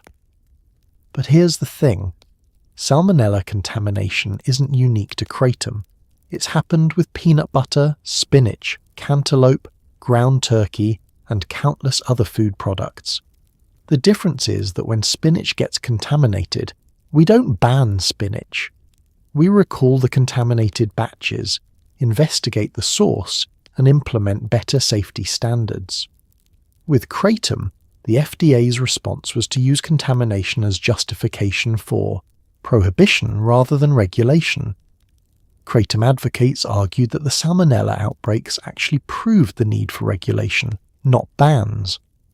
If Kratom vendors were required to test their products for microbial contamination, if good manufacturing practices were mandatory, if there were inspections and accountability, Salmonella outbreaks wouldn't happen. The problem wasn't the plant, it was the lack of oversight.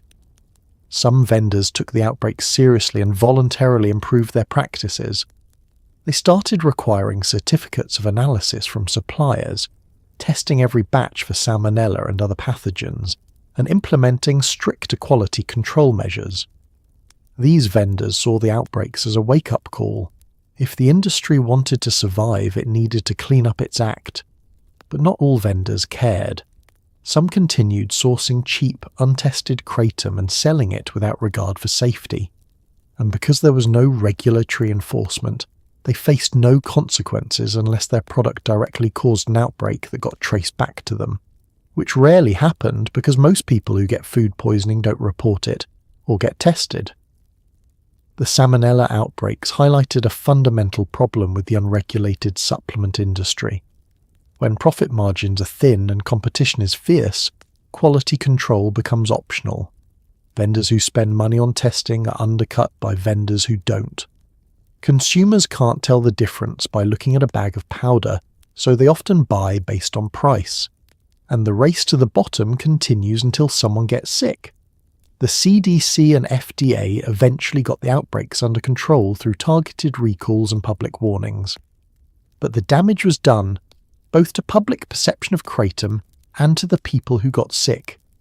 Some Kratom users switched to more reputable vendors or started making tea instead of consuming raw powder, reasoning that boiling water would kill bacteria.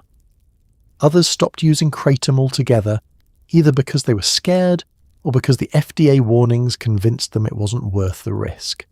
The Salmonella outbreaks were a preventable tragedy.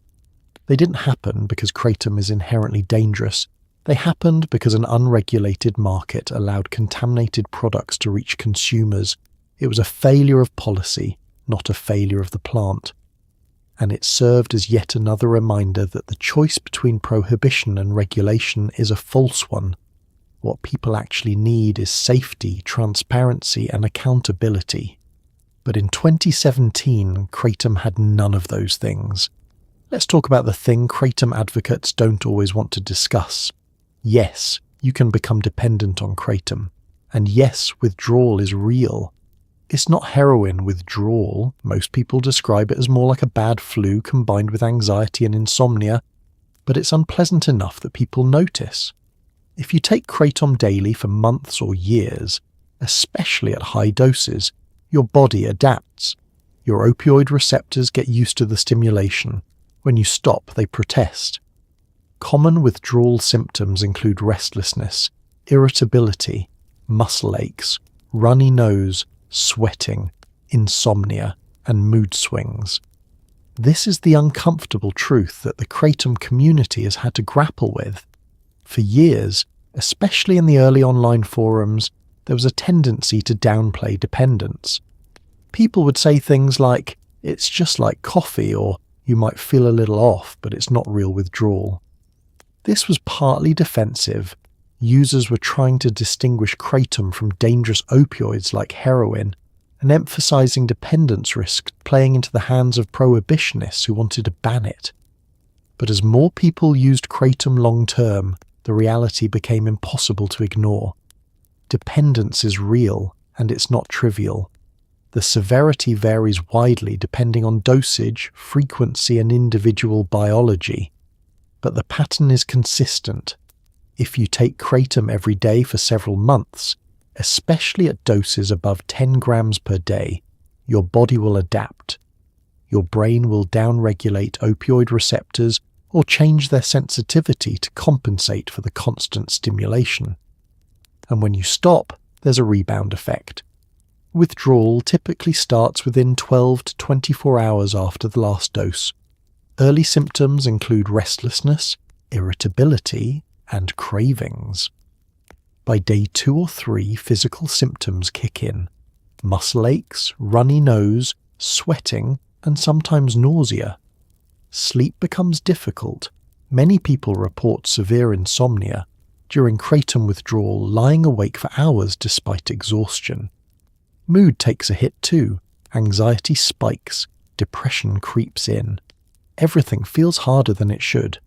The good news, if there is good news, is that kratom withdrawal is generally shorter and less intense than withdrawal from traditional opioids. Most acute symptoms peak around day 3 or 4 and start to improve by the end of the first week. By 2 weeks, most physical symptoms are gone, though some people report lingering fatigue, mood issues, and sleep disturbances for a month or more. The bad news is that withdrawal is still miserable, and for people who are using kratom to manage chronic pain or mental health issues, stopping means those underlying problems come roaring back, often worse than before. Someone who started taking kratom for fibromyalgia will experience withdrawal symptoms on top of their baseline pain. Someone using it for anxiety will face withdrawal, anxiety plus their pre-existing anxiety. It's a double whammy that makes quitting feel impossible. This is why many long-term kratom users end up trapped in a cycle.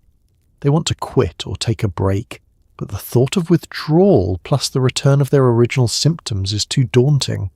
So they keep taking kratom, sometimes escalating their dose as tolerance builds, knowing they're dependent but feeling like they have no better option.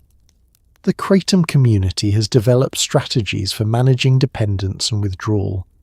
Tapering, gradually reducing the dose over weeks or months, is widely recommended as a way to minimize withdrawal symptoms. Some people switch to lower potency strains or switch from powder to tea, which is less concentrated. Others use supplements like magnesium, black seed oil, or agmatine, which are believed to reduce tolerance and ease withdrawal, though scientific evidence is limited. There are also online support communities specifically for people trying to quit kratom. Subreddits like r/quittingkratom provide a space for people to share their experiences, offer encouragement, and discuss strategies for getting through withdrawal. These communities are brutally honest about the difficulty of quitting, which stands in stark contrast to the kratom is harmless narrative that sometimes dominates pro-kratom spaces. The dependence issue creates a difficult dilemma for advocacy. Kratom advocates want to emphasize that kratom is safer than traditional opioids, which is true.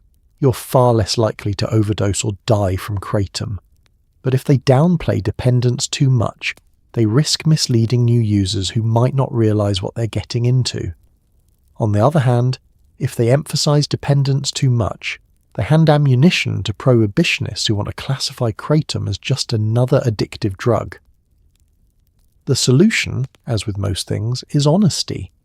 Kratom can be helpful, especially for people dealing with pain or trying to quit opioids, but it's not risk-free. Dependence is a real possibility, especially with daily use. People considering kratom should know that going in. They should understand that it's a trade-off, potential benefits versus potential risks, and they should have access to honest information about how to use kratom responsibly, how to recognize dependence, and how to quit if needed. The uncomfortable truth is that no substance is perfect. Coffee causes dependence, antidepressants cause withdrawal, even exercise can become psychologically addictive. Kratom is no different. It's a tool, and like any tool, it can be used wisely or recklessly. The key is making sure people have the information they need to make informed choices, and for too long, that information has been either suppressed by prohibitionists or minimized by advocates. Both approaches fail users. What people need is the truth, uncomfortable as it may be. Indonesia is the kratom capital of the world. Most of the kratom powder consumed globally comes from Indonesian farms, particularly on the islands of Borneo, Sumatra and Java. For Indonesian farmers, kratom isn't a controversy. It's a cash crop, a way to feed their families and send their kids to school. They cultivate kratom trees in small plots, often alongside coffee and other crops. The leaves are harvested by hand, dried in the sun, then ground into powder and shipped overseas. It's labour-intensive work, and most farmers earn only a few dollars per kilogram. The kratom industry in Indonesia is fascinating because it's both modern and traditional, global, yet deeply local. Most kratom farms are small, a few acres at most, run by families who've been working the land for generations. Kratom trees grow well in Indonesia's tropical climate, thriving in the rich volcanic soil and high humidity. Farmers plant them, tend them, and harvest leaves multiple times per year once the trees mature. Harvesting is done by hand. Workers, often family members or hired labourers, pluck individual leaves from the trees, selecting mature leaves while leaving younger ones to continue growing. It's skilled work. Experienced harvesters know which leaves are ready and which need more time. The leaves are collected in baskets and brought to drying areas, usually open-air structures with roofs to protect from rain but allow airflow. Drying is crucial. Leaves are spread out on tarps or racks and left to dry naturally in the sun or indoors, depending on weather and the desired end product. The drying process affects alkaloid content and potency. Some farmers believe that sun-drying produces more potent kratom, while others prefer indoor drying for consistency. Different drying times and conditions also contribute to the colour variations, red, green, white, that Western consumers obsess over, though the science behind this is murky at best. Once dried, the leaves are either sold whole or ground into powder using industrial grinders. Most farmers don't have their own grinding equipment, so they sell dried leaves to middlemen or cooperatives that handle processing. These middlemen aggregate leaves from multiple farms, grind them, and package the powder in bulk, often 50-kilogram bags, for export. The export process involves layers of middlemen, brokers, and shipping companies. Indonesian kratom makes its way to ports in Jakarta or Surabaya, gets loaded onto container ships, and travels to the United States, Europe, or other markets. At each step, someone takes a cut. By the time kratom reaches a Western consumer, it's passed through multiple hands, and the farmer who grew it has received only a tiny fraction of the final sale price. For Indonesian farmers, kratom is a lifeline. Traditional crops like rice or coffee often don't generate enough income to support a family, especially with rising costs and climate uncertainty. Kratom offers better profit margins and consistent demand. Some farmers have been able to buy motorcycles, improve their homes, or pay for their children's education thanks to kratom income.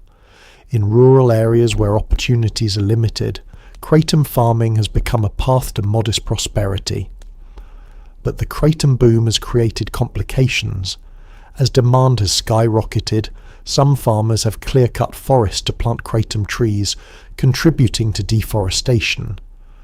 Others have turned entirely to kratom monoculture, abandoning traditional crops and making themselves vulnerable if demand crashes or regulations change.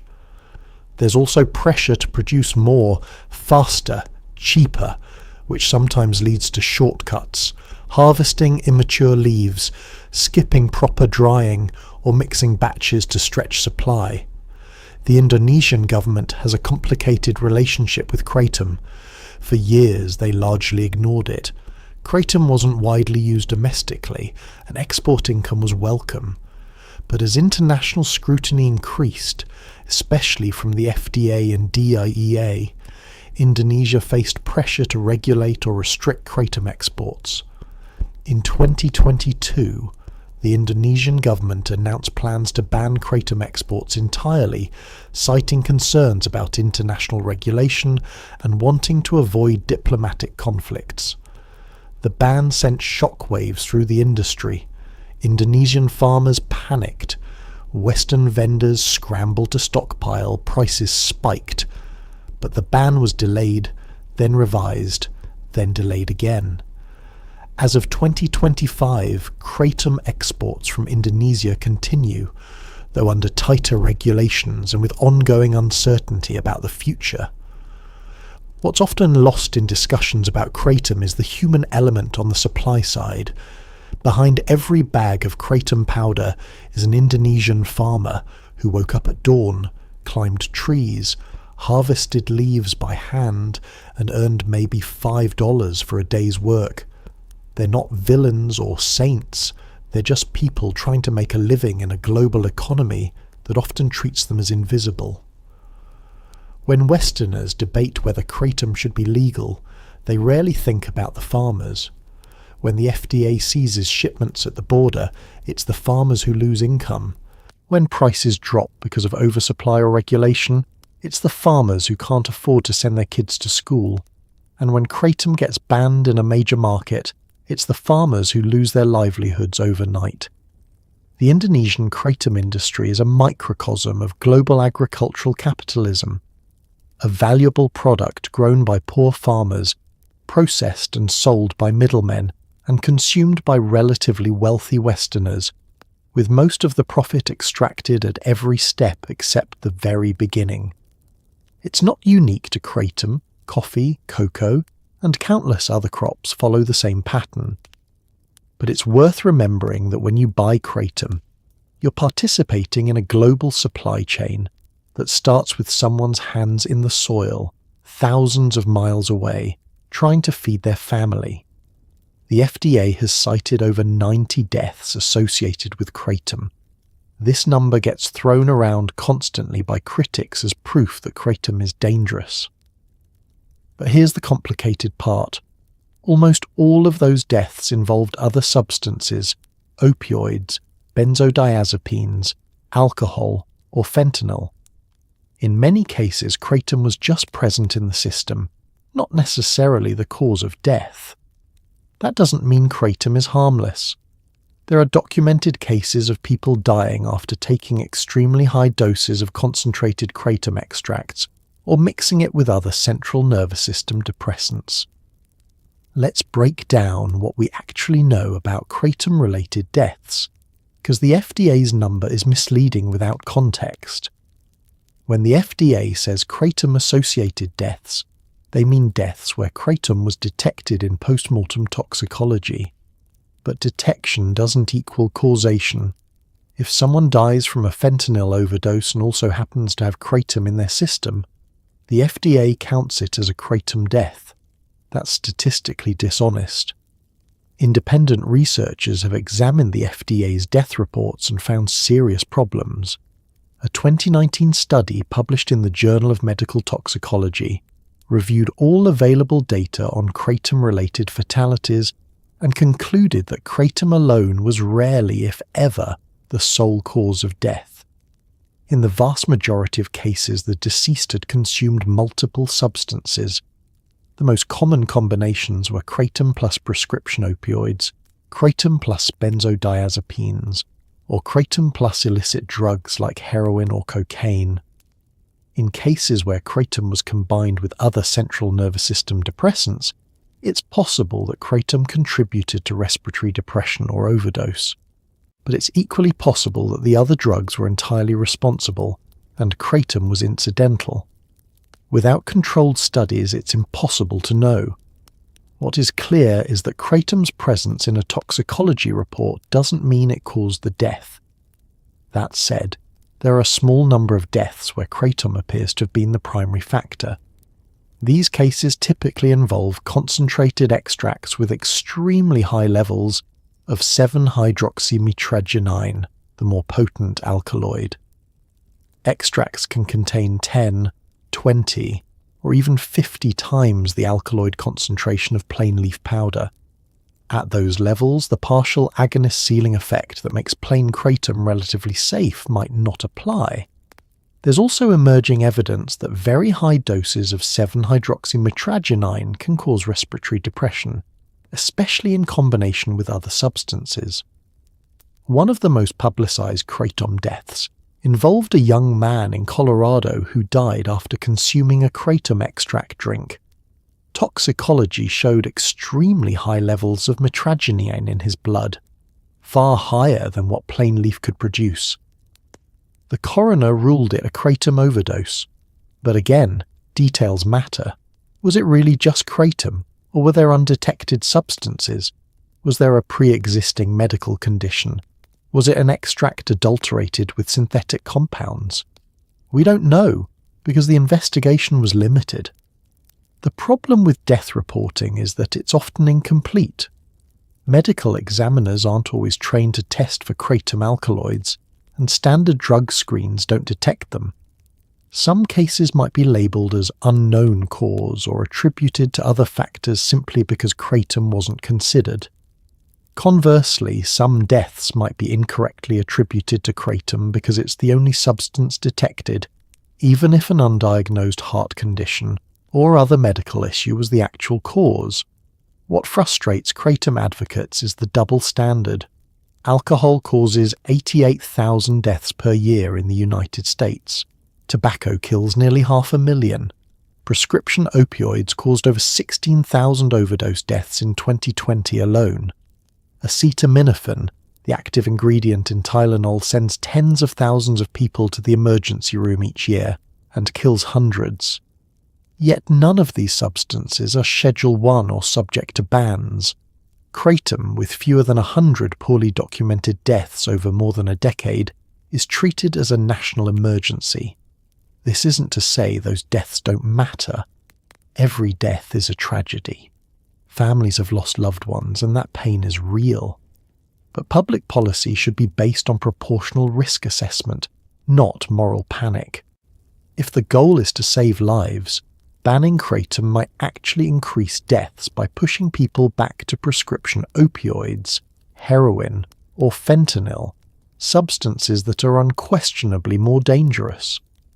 There's also the issue of unreported lives saved. How many people didn't die because kratom helped them quit opioids? How many overdoses were prevented because someone used kratom instead of relapsing? These counterfactual deaths, the ones that didn't happen, don't show up in statistics, but they're just as real. The honest answer about kratom deaths is this. Kratom appears to be relatively safe when used alone at reasonable doses, but it's not zero risk. Mixing it with other substances increases danger significantly. Concentrated extracts are riskier than plain leaf. People with pre-existing health conditions should be cautious, and anyone using kratom should be informed about these risks so they can make educated decisions. What we need is honest data, not inflated statistics designed to justify prohibition. We need rigorous research into kratom's pharmacology, toxicology, and long-term health effects. And we need policy that balances individual freedom with public safety, recognizing that some risk is acceptable if it means helping people manage pain, avoid more dangerous drugs, or simply improve their quality of life.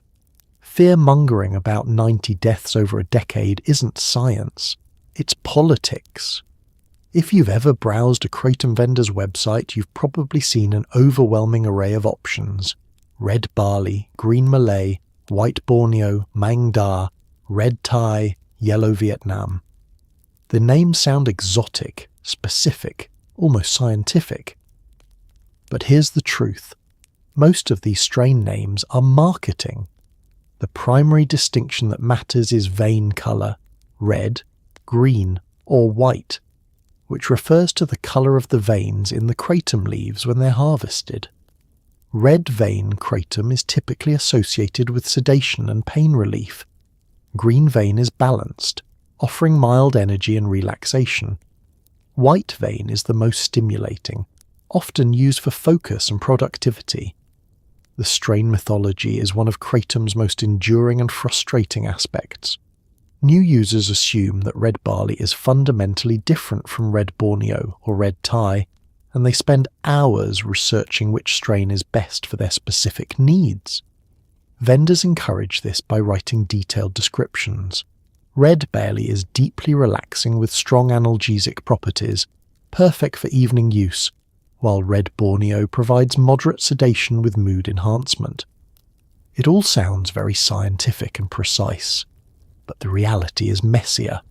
Most Kratom comes from Indonesia, regardless of what the name suggests.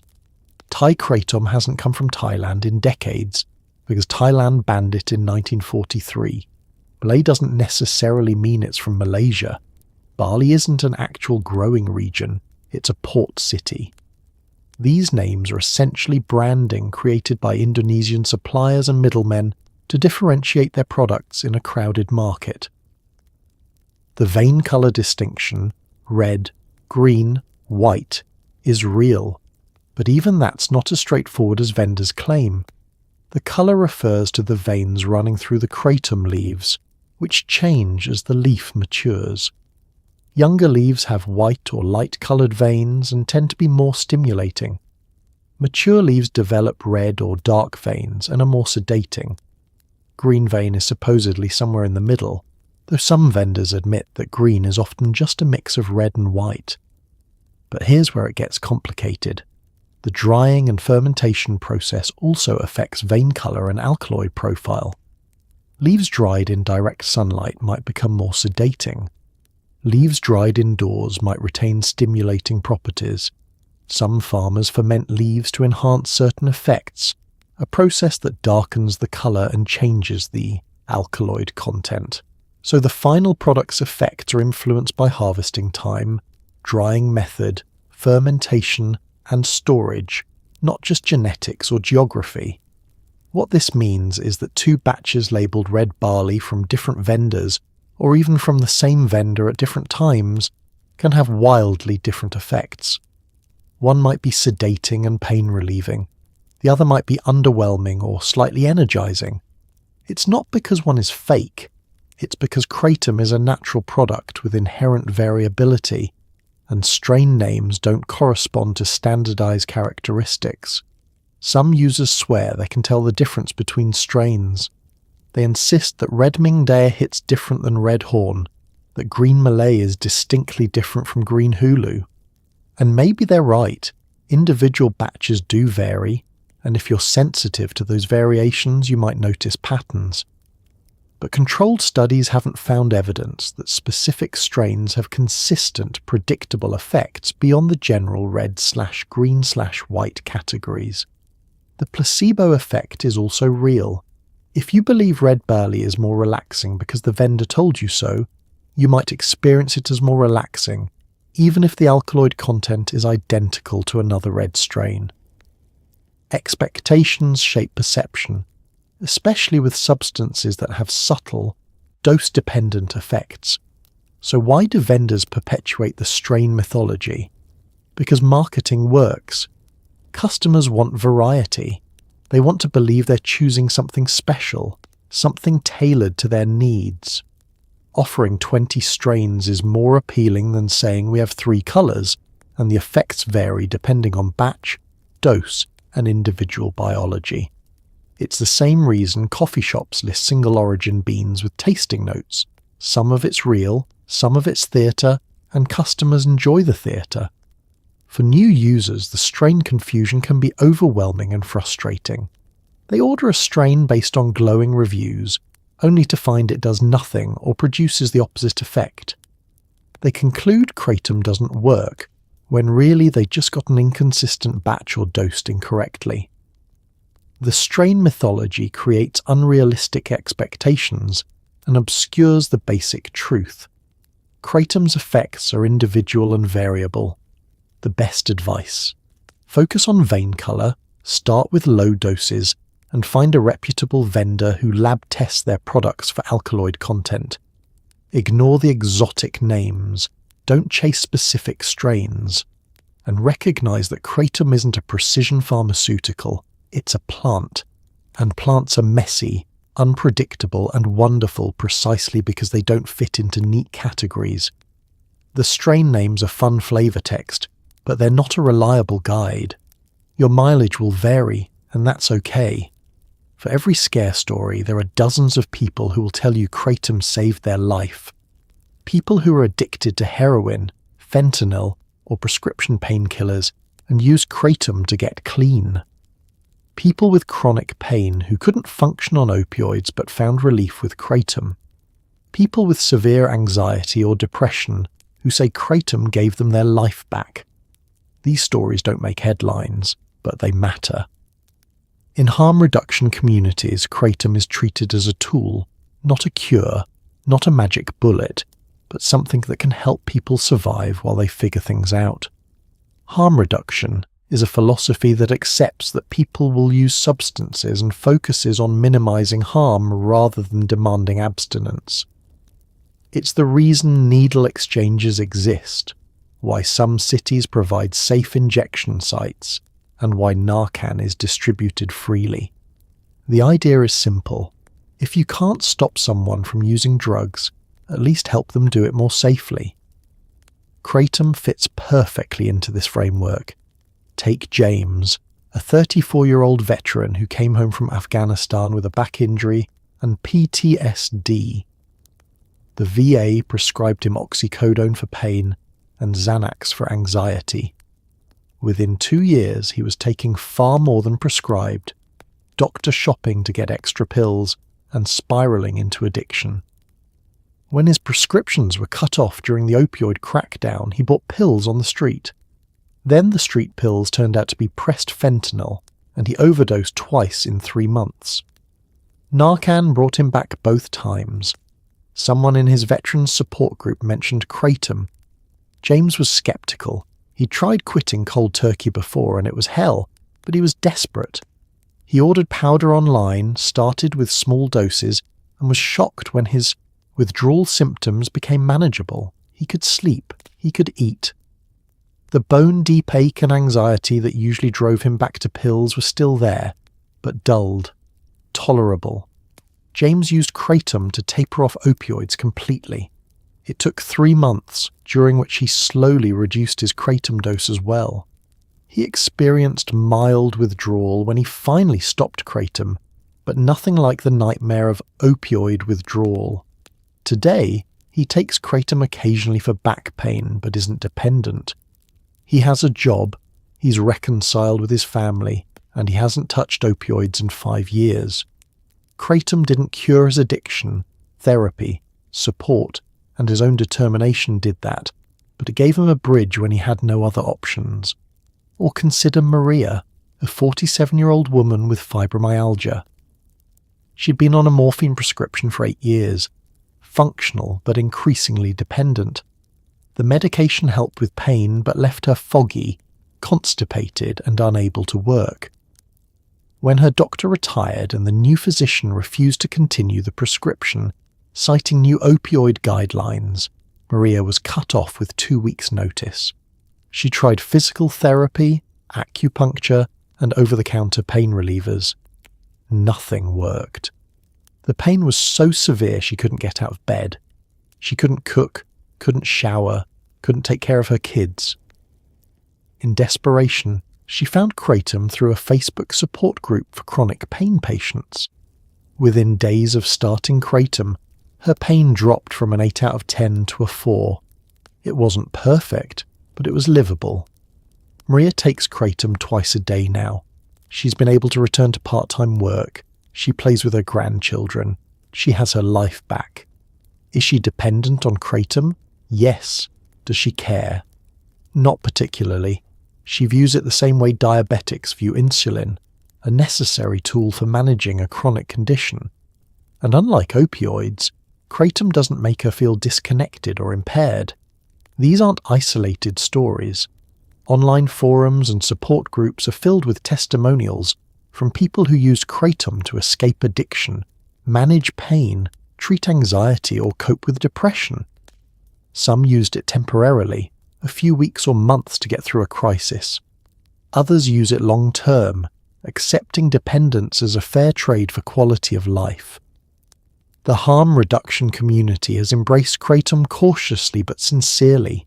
Organizations that work with people who use drugs, groups that distribute clean needles, test drugs for fentanyl, and provide overdose prevention education often include Kratom information in their resources. They don't claim it's risk-free, but they recognize its potential to save lives. What makes Kratom valuable in harm reduction isn't that it's perfect, it's that it's accessible, relatively safe, and effective enough to make a difference. Someone using heroin who can't get into a methadone clinic, can't afford Suboxone, or doesn't trust the medical system can buy Kratom online and start reducing their opioid use immediately. It's not ideal, formal medication-assisted treatment is better, but in a broken system where access is limited, Kratom fills a gap. Critics argue that replacing one substance with another isn't recovery. And they're not entirely wrong. True recovery often means addressing underlying trauma, building coping skills, and creating a meaningful life without substances.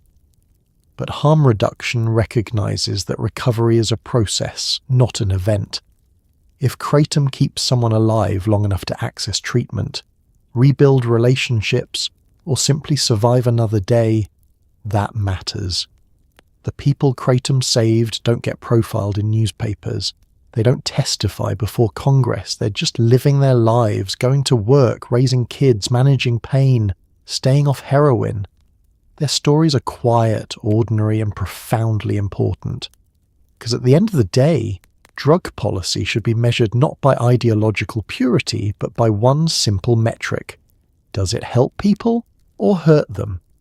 For thousands of people, Kratom helped. And in a world where the opioid crisis has killed hundreds of thousands, that's not nothing. Let's be honest, the FDA's aggressive stance on Kratom doesn't happen in a vacuum. Some advocates argue that pharmaceutical companies have a vested interest in keeping Kratom illegal or highly restricted. Why?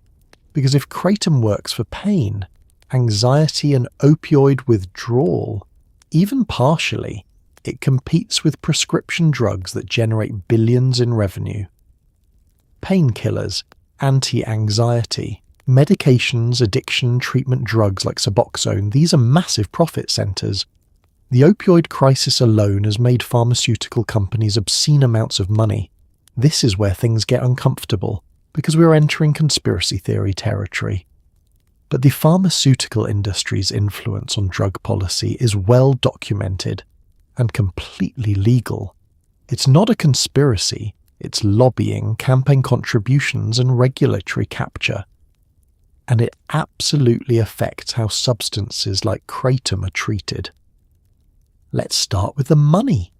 The global pharmaceutical market for pain management is worth over $80 billion annually. Opioid painkillers alone generated tens of billions in revenue before the crackdown. Anti-anxiety medications, benzodiazepines and SSRIs are another multi-billion-dollar market. And medication-assisted treatment for opioid addiction, particularly buprenorphine products like Suboxone, generates billions more. If even a fraction of people using these medications switch to Kratom, pharmaceutical companies would lose significant revenue. Kratom is cheap. A month's supply costs $20 to $40. Compare that to Suboxone, which can cost hundreds of dollars per month even with insurance. Or prescription opioids, which cost patients and insurance companies enormous sums. Kratom isn't patentable, meaning no company can monopolize it and charge premium prices. Now, does this mean pharmaceutical companies are actively conspiring to ban Kratom? There's no smoking gun, no memo saying destroy the Kratom industry. But pharmaceutical companies do spend millions lobbying the FDA, DEA, and Congress. They fund research that supports their products. They sponsor medical conferences where doctors learn prescribing habits. And they have deep relationships with the regulatory agencies that decide drug policy. The FDA itself has a complicated relationship with the pharmaceutical industry. While FDA scientists are generally dedicated public servants, the agency is partly funded by user fees paid by pharmaceutical companies for drug approvals. This creates an inherent conflict of interest. The agency's budget depends on approving drugs, and there's pressure to maintain good relationships with the industry it regulates. When the FDA issues warnings about Kratom, They often cite lack of approved medical use as a reason for concern. But this is circular logic. Kratom can't have approved medical use because no pharmaceutical company has funded the expensive clinical trials required for FDA approval. And no company will fund those trials because Kratom isn't patentable. So Kratom remains in regulatory limbo, unapproved and therefore suspect, even though it's been used traditionally for centuries. There's also the revolving door between the FDA and pharmaceutical companies. Former FDA officials frequently take high-paying jobs at drug companies after leaving government. This isn't illegal, but it creates incentives to maintain industry-friendly policies while in office. If an FDA official spends years opposing Kratom and then takes a job at a company that makes addiction treatment drugs, it raises questions about whose interests they were serving. Some Kratom advocates point to specific examples that seem suspicious. In 2016, right before the DEA's attempted ban, a pharmaceutical company called Insys Therapeutics, notorious for aggressively marketing an addictive fentanyl spray, donated $500,000 to a DEA-linked organization that opposed marijuana and Kratom legalization. Insys was simultaneously developing a synthetic cannabinoid drug and didn't want competition from natural plant alternatives. The company's executives were later convicted of racketeering and fraud, but the donation raised eyebrows. Then there's the case of a pharmaceutical company trying to patent Kratom alkaloids. Several companies have filed patents on synthetic versions of metrigenine or methods for extracting and concentrating Kratom alkaloids. If they succeed in developing an FDA-approved Kratom-based drug, they'd have a financial incentive to see natural Kratom banned or restricted, eliminating competition. This has happened before.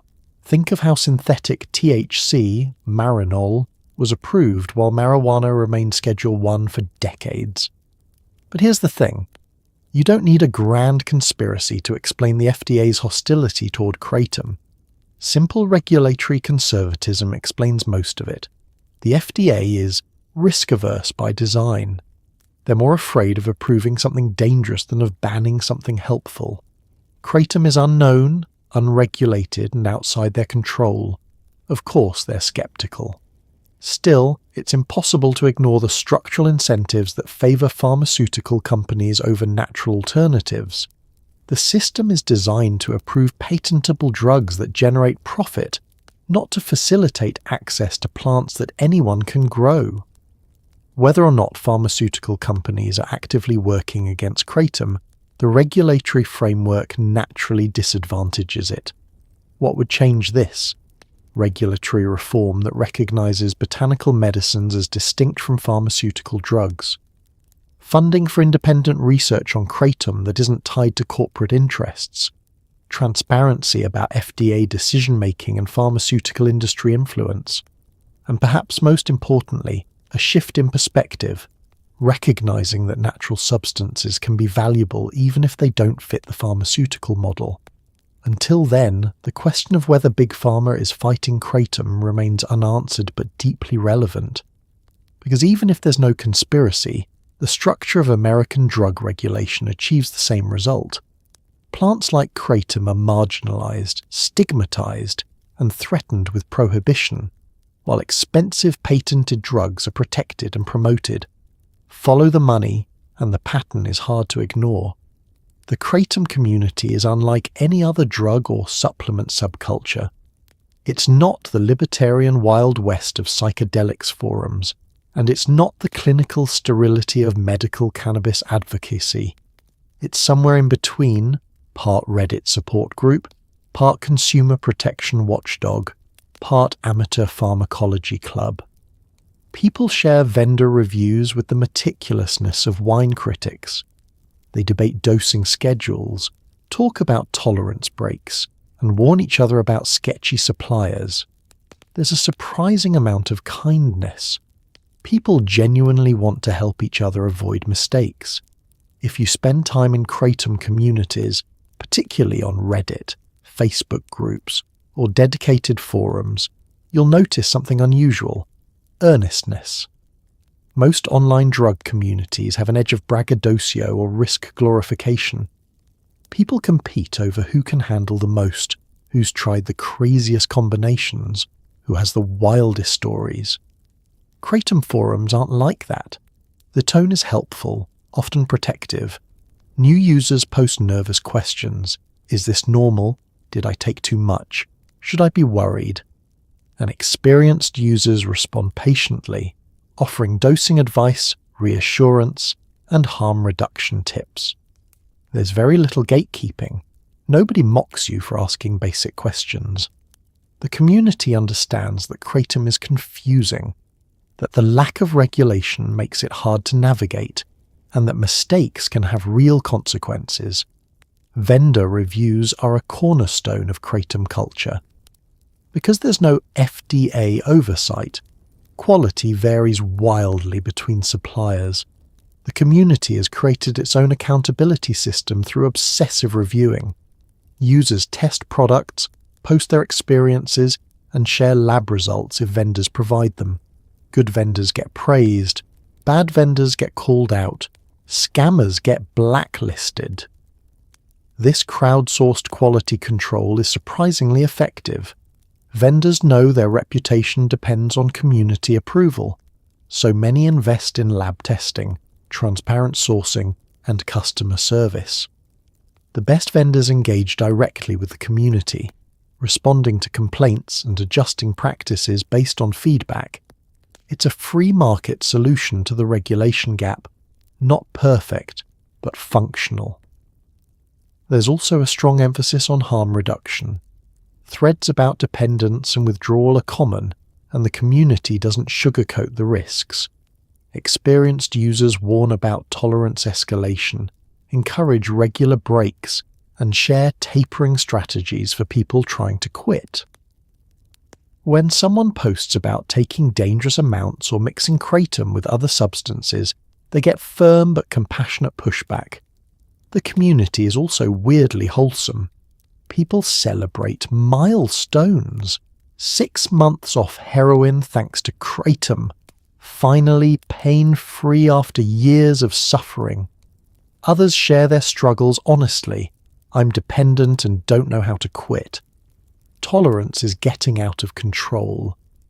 The responses are supportive rather than judgmental.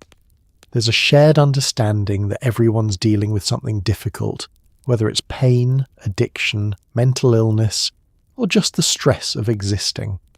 This wholesomeness creates fierce loyalty.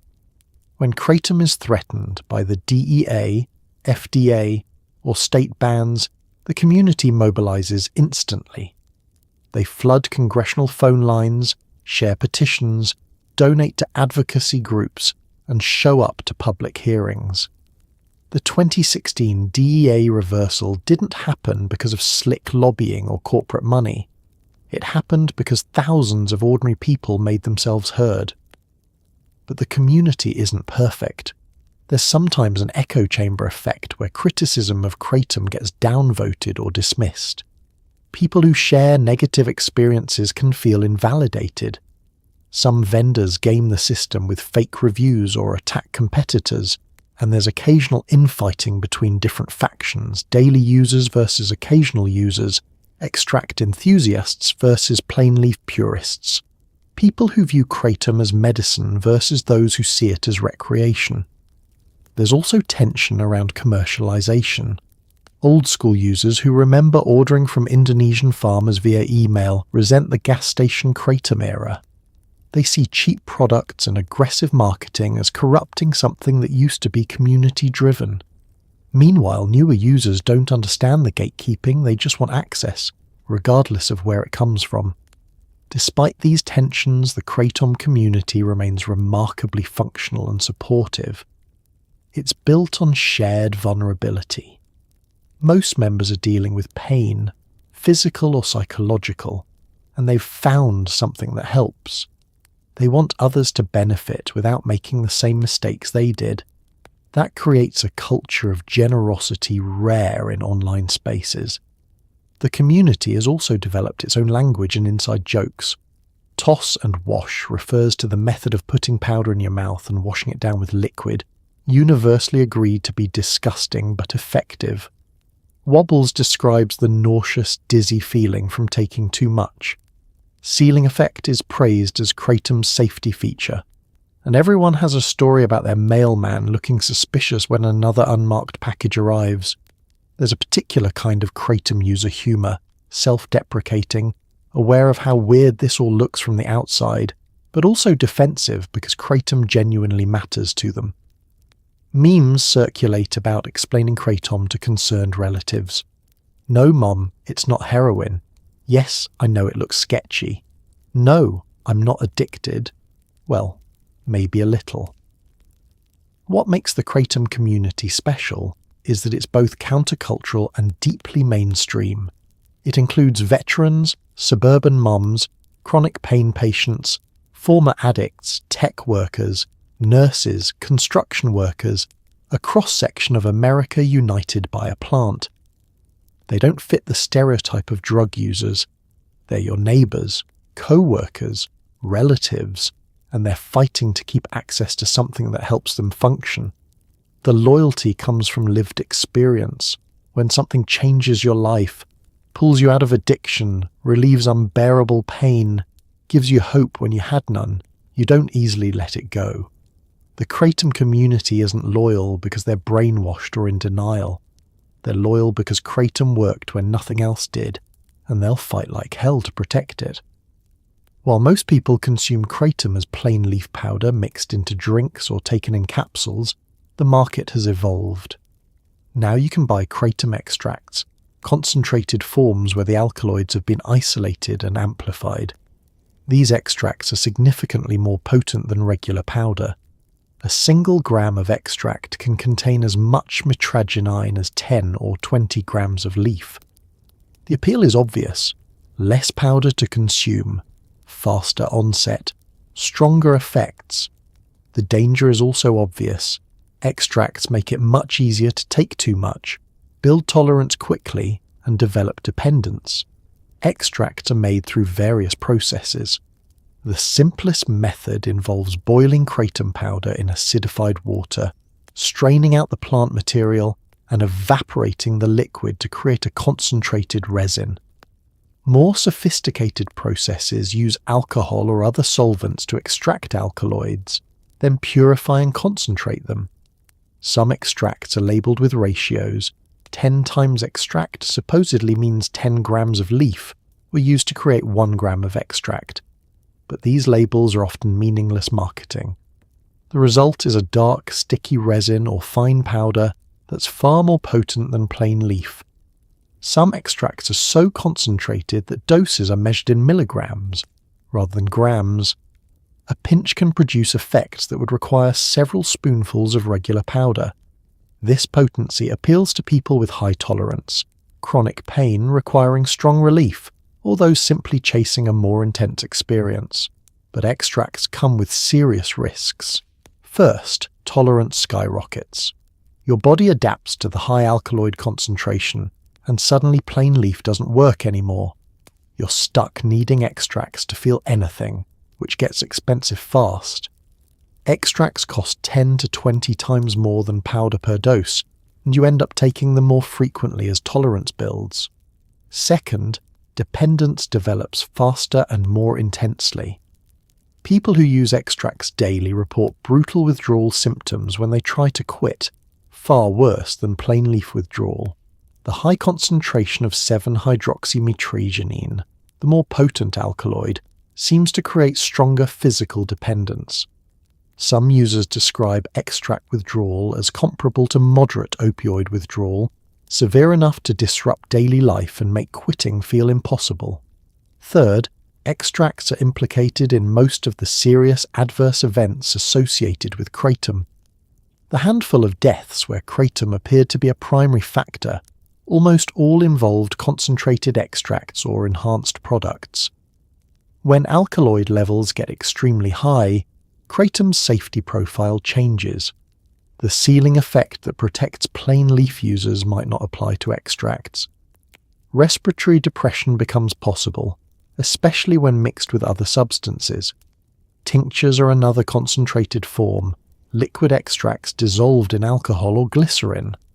They're marketed as convenient and fast-acting. Just squirt a dropper full under your tongue and feel effects within minutes. But tinctures suffer from the same problems as solid extracts: inconsistent potency, tolerance issues, and increased risk of dependence.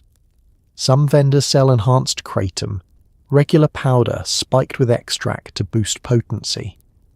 This is particularly insidious because users think they're taking plain leaf and dose accordingly, not realizing they're consuming much more alkaloids than expected.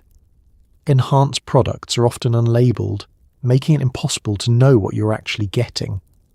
The extract market also attracts the worst kinds of vendors. Extracts are profitable, easy to overprice, and difficult for consumers to evaluate. Scammers sell fake extracts, just regular powder marked up 300%. Others adulterate extracts with synthetic compounds to make them feel stronger. There have been reports of extracts contaminated with research chemicals, phenibut, or even synthetic opioids. Without testing, there's no way to know. Harm reduction advocates generally recommend avoiding extracts. If plain leaf works, stick with it. Extracts might seem appealing for convenience, but the downsides, tolerance, dependence, cost, inconsistency usually outweigh the benefits. The only exception might be people with severe chronic pain who've already developed high tolerance and need stronger relief. But even then, extracts should be approached cautiously and used sparingly. For people who do use extracts, the community emphasizes several precautions. Know your source. Only buy from vendors who provide lab testing and clear potency information. Start extremely small. Extracts can be 10 to 50 times stronger than powder. Take breaks. Don't use extracts daily, or your tolerance will spiral. And never mix with other substances. The risk of dangerous interactions increases significantly with concentrated products. The potency problem extends beyond just extracts. Even within plain leaf, alkaloid content varies dramatically. Some batches are weak and require large doses. Others are unusually potent and can cause wobbles at normal doses. Without standardization or testing requirements, consumers are guessing. This variability contributes to inconsistent experiences and makes it harder to dose safely. What the extract phenomenon reveals is a fundamental tension in the kratom world. On one hand, people want stronger, more reliable effects. On the other hand, chasing potency leads down a dangerous path toward dependence and diminishing returns. It's the same dynamic seen with cannabis concentrates, high-proof alcohol, or prescription opioid dose escalation. More isn't always better, and sometimes convenience comes at a cost not worth paying. The smartest approach? Keep doses modest, stick with plain leaf, and if it stops working, take a tolerance break rather than switching to extracts. But in a market driven by consumer demand and profit motives, that reasonable advice competes with flashy marketing and the promise of instant, powerful relief. And for people in serious pain or struggling with addiction, the appeal of something stronger is hard to resist. Thailand banned kratom in 1943. Malaysia followed decades later. Australia, Denmark, Finland, Lithuania, Myanmar, Poland, Romania, South Korea, Sweden, and the UK have all restricted or banned it. New Zealand treats it as a controlled substance. In most of Europe, kratom exists in a legal grey area, technically allowed but difficult to import or sell. The global trend has been toward restriction, driven by concerns about safety, addiction, potential, and lack of regulation. The international legal landscape for kratom is even more fragmented than America's state-by-state patchwork. Each country approaches kratom differently based on their drug policy traditions, cultural attitudes, and political pressures, and increasingly countries are looking at each other's policies to justify their own restrictions. Let's start with Thailand, which recently reversed its 7-decade ban.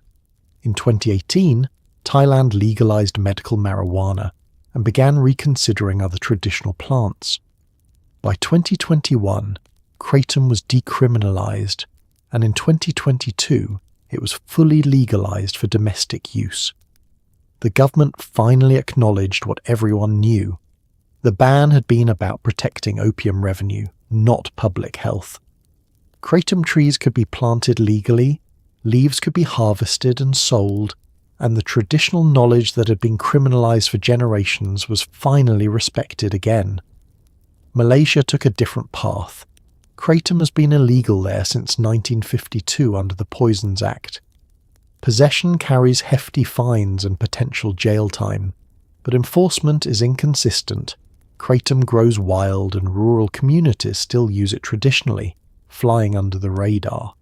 The ban is mostly enforced against commercial operations trying to export Kratom, not individual users.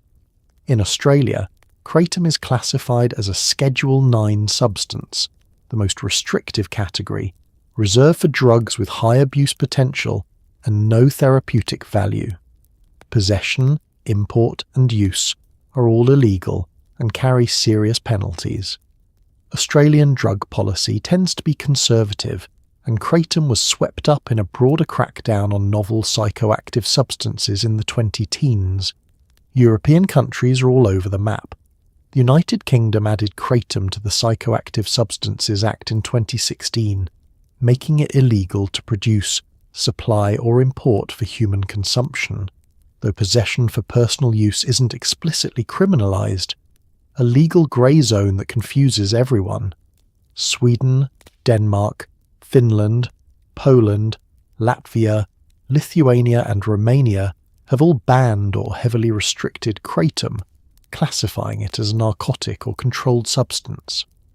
But in other European countries, Germany, France, Spain, Netherlands, Italy, Kratom remains legal, though importing it can be difficult due to customs regulations and unclear legal status. Some vendors sell it labelled not for human consumption to avoid food safety regulations. The lack of EU-wide policy creates confusion and inconsistency. Canada has one of the more nuanced approaches. Kratom isn't explicitly illegal, but Health Canada doesn't allow it to be sold for human consumption because it hasn't been approved as a food, natural health product or drug. However, possession for personal use isn't prohibited. This creates a strange situation where Kratom can be imported for research purposes or sold as incense, but vendors can't market it as something to consume. New Zealand treats Kratom as a controlled drug under the Misuse of Drugs Act, making possession illegal and punishable by fines or imprisonment. The decision was based on advisory committee recommendations citing lack of safety data and abuse potential. But enforcement is reportedly rare, and small amounts for personal use are often overlooked. In Asia beyond Southeast Asia, the picture is mixed. Myanmar, where Kratom grows naturally, banned it in 1993 under pressure from international drug control bodies. South Korea treats it as a narcotic. Japan hasn't banned it outright, but import regulations make it nearly impossible to get. China's legal status is unclear, though Kratom isn't widely known or used there. What's driving the global crackdown? Several factors. First, international drug control bodies like the United Nations Office on Drugs and Crime monitor Kratom and have considered recommending international scheduling. If the UN's Expert Committee on Drug Dependence classifies Kratom as a controlled substance, treaty obligations would pressure member nations to ban it. Second, countries often follow each other's policies. When Australia banned Kratom, New Zealand pointed to that as justification. When European countries restrict it, others follow suit to avoid being seen as permissive toward drugs. There's a herd mentality in drug policy. Nobody wants to be the outlier allowing something controversial. Third, the FDA and DEA's aggressive stance creates international ripple effects. The United States is influential in global drug policy, and when American agencies declare kratom dangerous, other countries take notice. Indonesia has faced pressure to stop exporting kratom, and while they've resisted full bans due to economic interests, they've tightened regulations. What's frustrating for kratom advocates is that international bans often ignore traditional use contexts.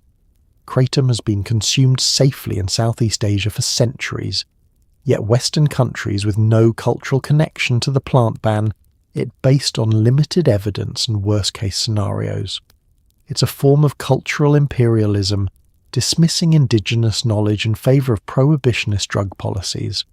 The global trend toward restriction threatens not just access, but also research. If kratom becomes internationally controlled, scientific studies become nearly impossible.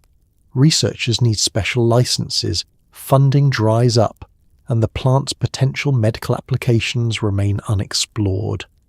It's the same problem that hampered cannabis and psychedelic research for decades. But there are glimmers of hope. Thailand's reversal shows that bans can be reconsidered when evidence and political will align. Some countries are taking wait-and-see approaches, monitoring kratom without rushing to ban it. And the sheer difficulty of enforcing kratom bans, it's a plant, it grows naturally, it's hard to detect, means prohibition is often more symbolic than effective. The international legal status of kratom will likely remain fractured for years. Some countries will ban it, others will regulate it, and many will maintain awkward grey zones. What's clear is that global drug policy on kratom, like on so many substances, is driven more by politics, cultural attitudes, and international pressure than by evidence about actual risks and benefits. And until that changes, kratom users worldwide will continue navigating a confusing, unjust, and deeply inconsistent legal landscape. So there you have it, the complete, complicated, utterly messy story of kratom, a tree that spent centuries growing quietly in Southeast Asian jungles, helping farmers get through impossible work days until the internet discovered it, America commercialized it, the FDA panicked about it, and millions of people found themselves caught in the middle of a battle they never asked to fight. It's a strange journey, isn't it? From traditional medicine passed down through generations to gas station powder sold next to energy drinks. From Indonesian farms where families harvest leaves by hand to Reddit forums where people debate strains at 2 a.m. From congressional hearings to chronic pain, patients whispering, "Thank you" to a plant that gave them their lives back. And the truth is, there are no easy answers here. Kratom isn't perfectly safe, dependence is real, withdrawal happens, and mixing it with other substances can be dangerous. But it's also not the deadly epidemic the FDA sometimes makes it out to be. It exists in that uncomfortable grey zone where most honest things live, helpful for some, harmful for others, and impossible to summarize with a simple good or bad. What we do know is this. For thousands of people, kratom has been a lifeline. Veterans who couldn't get adequate treatment through the VA. Chronic pain patients abandoned during the opioid crackdown. People fighting addiction who found a bridge away from heroin when nothing else worked. Their stories matter. Their relief matters. And their fight to keep access to something that helps them survive matters deeply. We also know that prohibition hasn't worked. Banning kratom in some states just pushed people toward more dangerous alternatives or forced them back into suffering. The patchwork of laws created criminals out of people just trying to manage pain, and the lack of regulation meant that quality varied wildly, safety standards didn't exist, and consumers were left guessing. What kratom really needs isn't a ban, it's honesty. Honest research about risks and benefits, honest regulation that sets safety standards without criminalizing users, honest conversations about dependence that don't demonize people for needing help, and honest recognition that sometimes imperfect solutions are better than no solutions at all. The story of Kratom is also a story about how we treat pain, addiction, and autonomy in America. It's about a medical system that hands out opioids for years and then abandons patients without warning. It's about drug policies driven more by fear and profit than by evidence. And it's about people refusing to be passive victims, organising, advocating, and fighting back when the government tried to take away their medicine. Tonight, as you drift off to sleep, maybe think about those Indonesian farmers waking up at dawn to harvest leaves, not knowing their crop would one day spark international controversy. Think about the Reddit communities staying up late, helping strangers dose safely and avoid scams. Think about the chronic pain patients who can finally play with their grandchildren again. Think about the recovering addicts who've been clean for years because Kratom gave them a chance when nothing else did. Kratom's future is uncertain. More bans might come. More research might happen. The FDA might schedule it, or Congress might protect it, or the patchwork might just continue, messy and frustrating and unfair. But whatever happens, the plant itself will keep growing. The alkaloids will keep working in that strange dose-dependent way, and people will keep finding it, using it, and making their own decisions about what helps them survive. So tonight, as you settle into your warm bed with modern medicine available at your fingertips and the freedom to make choices about your own body, well, mostly, maybe whisper a quiet thought for everyone still fighting to keep that freedom, for the advocacy groups working without funding, for the scientists trying to study Kratom despite regulatory obstacles, for the vendors trying to operate honestly in an impossible system, and for the users just trying to live their lives without pain, without addiction, without judgment. Because history may be full of plants that change the world, but Kratom's story is still being written, and it's being written by ordinary people who refused to accept that suffering was inevitable, who found something that worked, and who won't let anyone take it away without a fight. The tree didn't ask for any of this. It just wanted to grow leaves. But those leaves crossed oceans, sparked movements, saved lives, and became a strange symbol of autonomy in an age of control. Not bad for something that tastes like licking a swamp. Sleep well. And if you learned something tonight, or if Kratom has touched your life in any way, maybe share this story. Because the more people understand the complicated truth, the harder it becomes to reduce it to sound bites and scare tactics. Good night.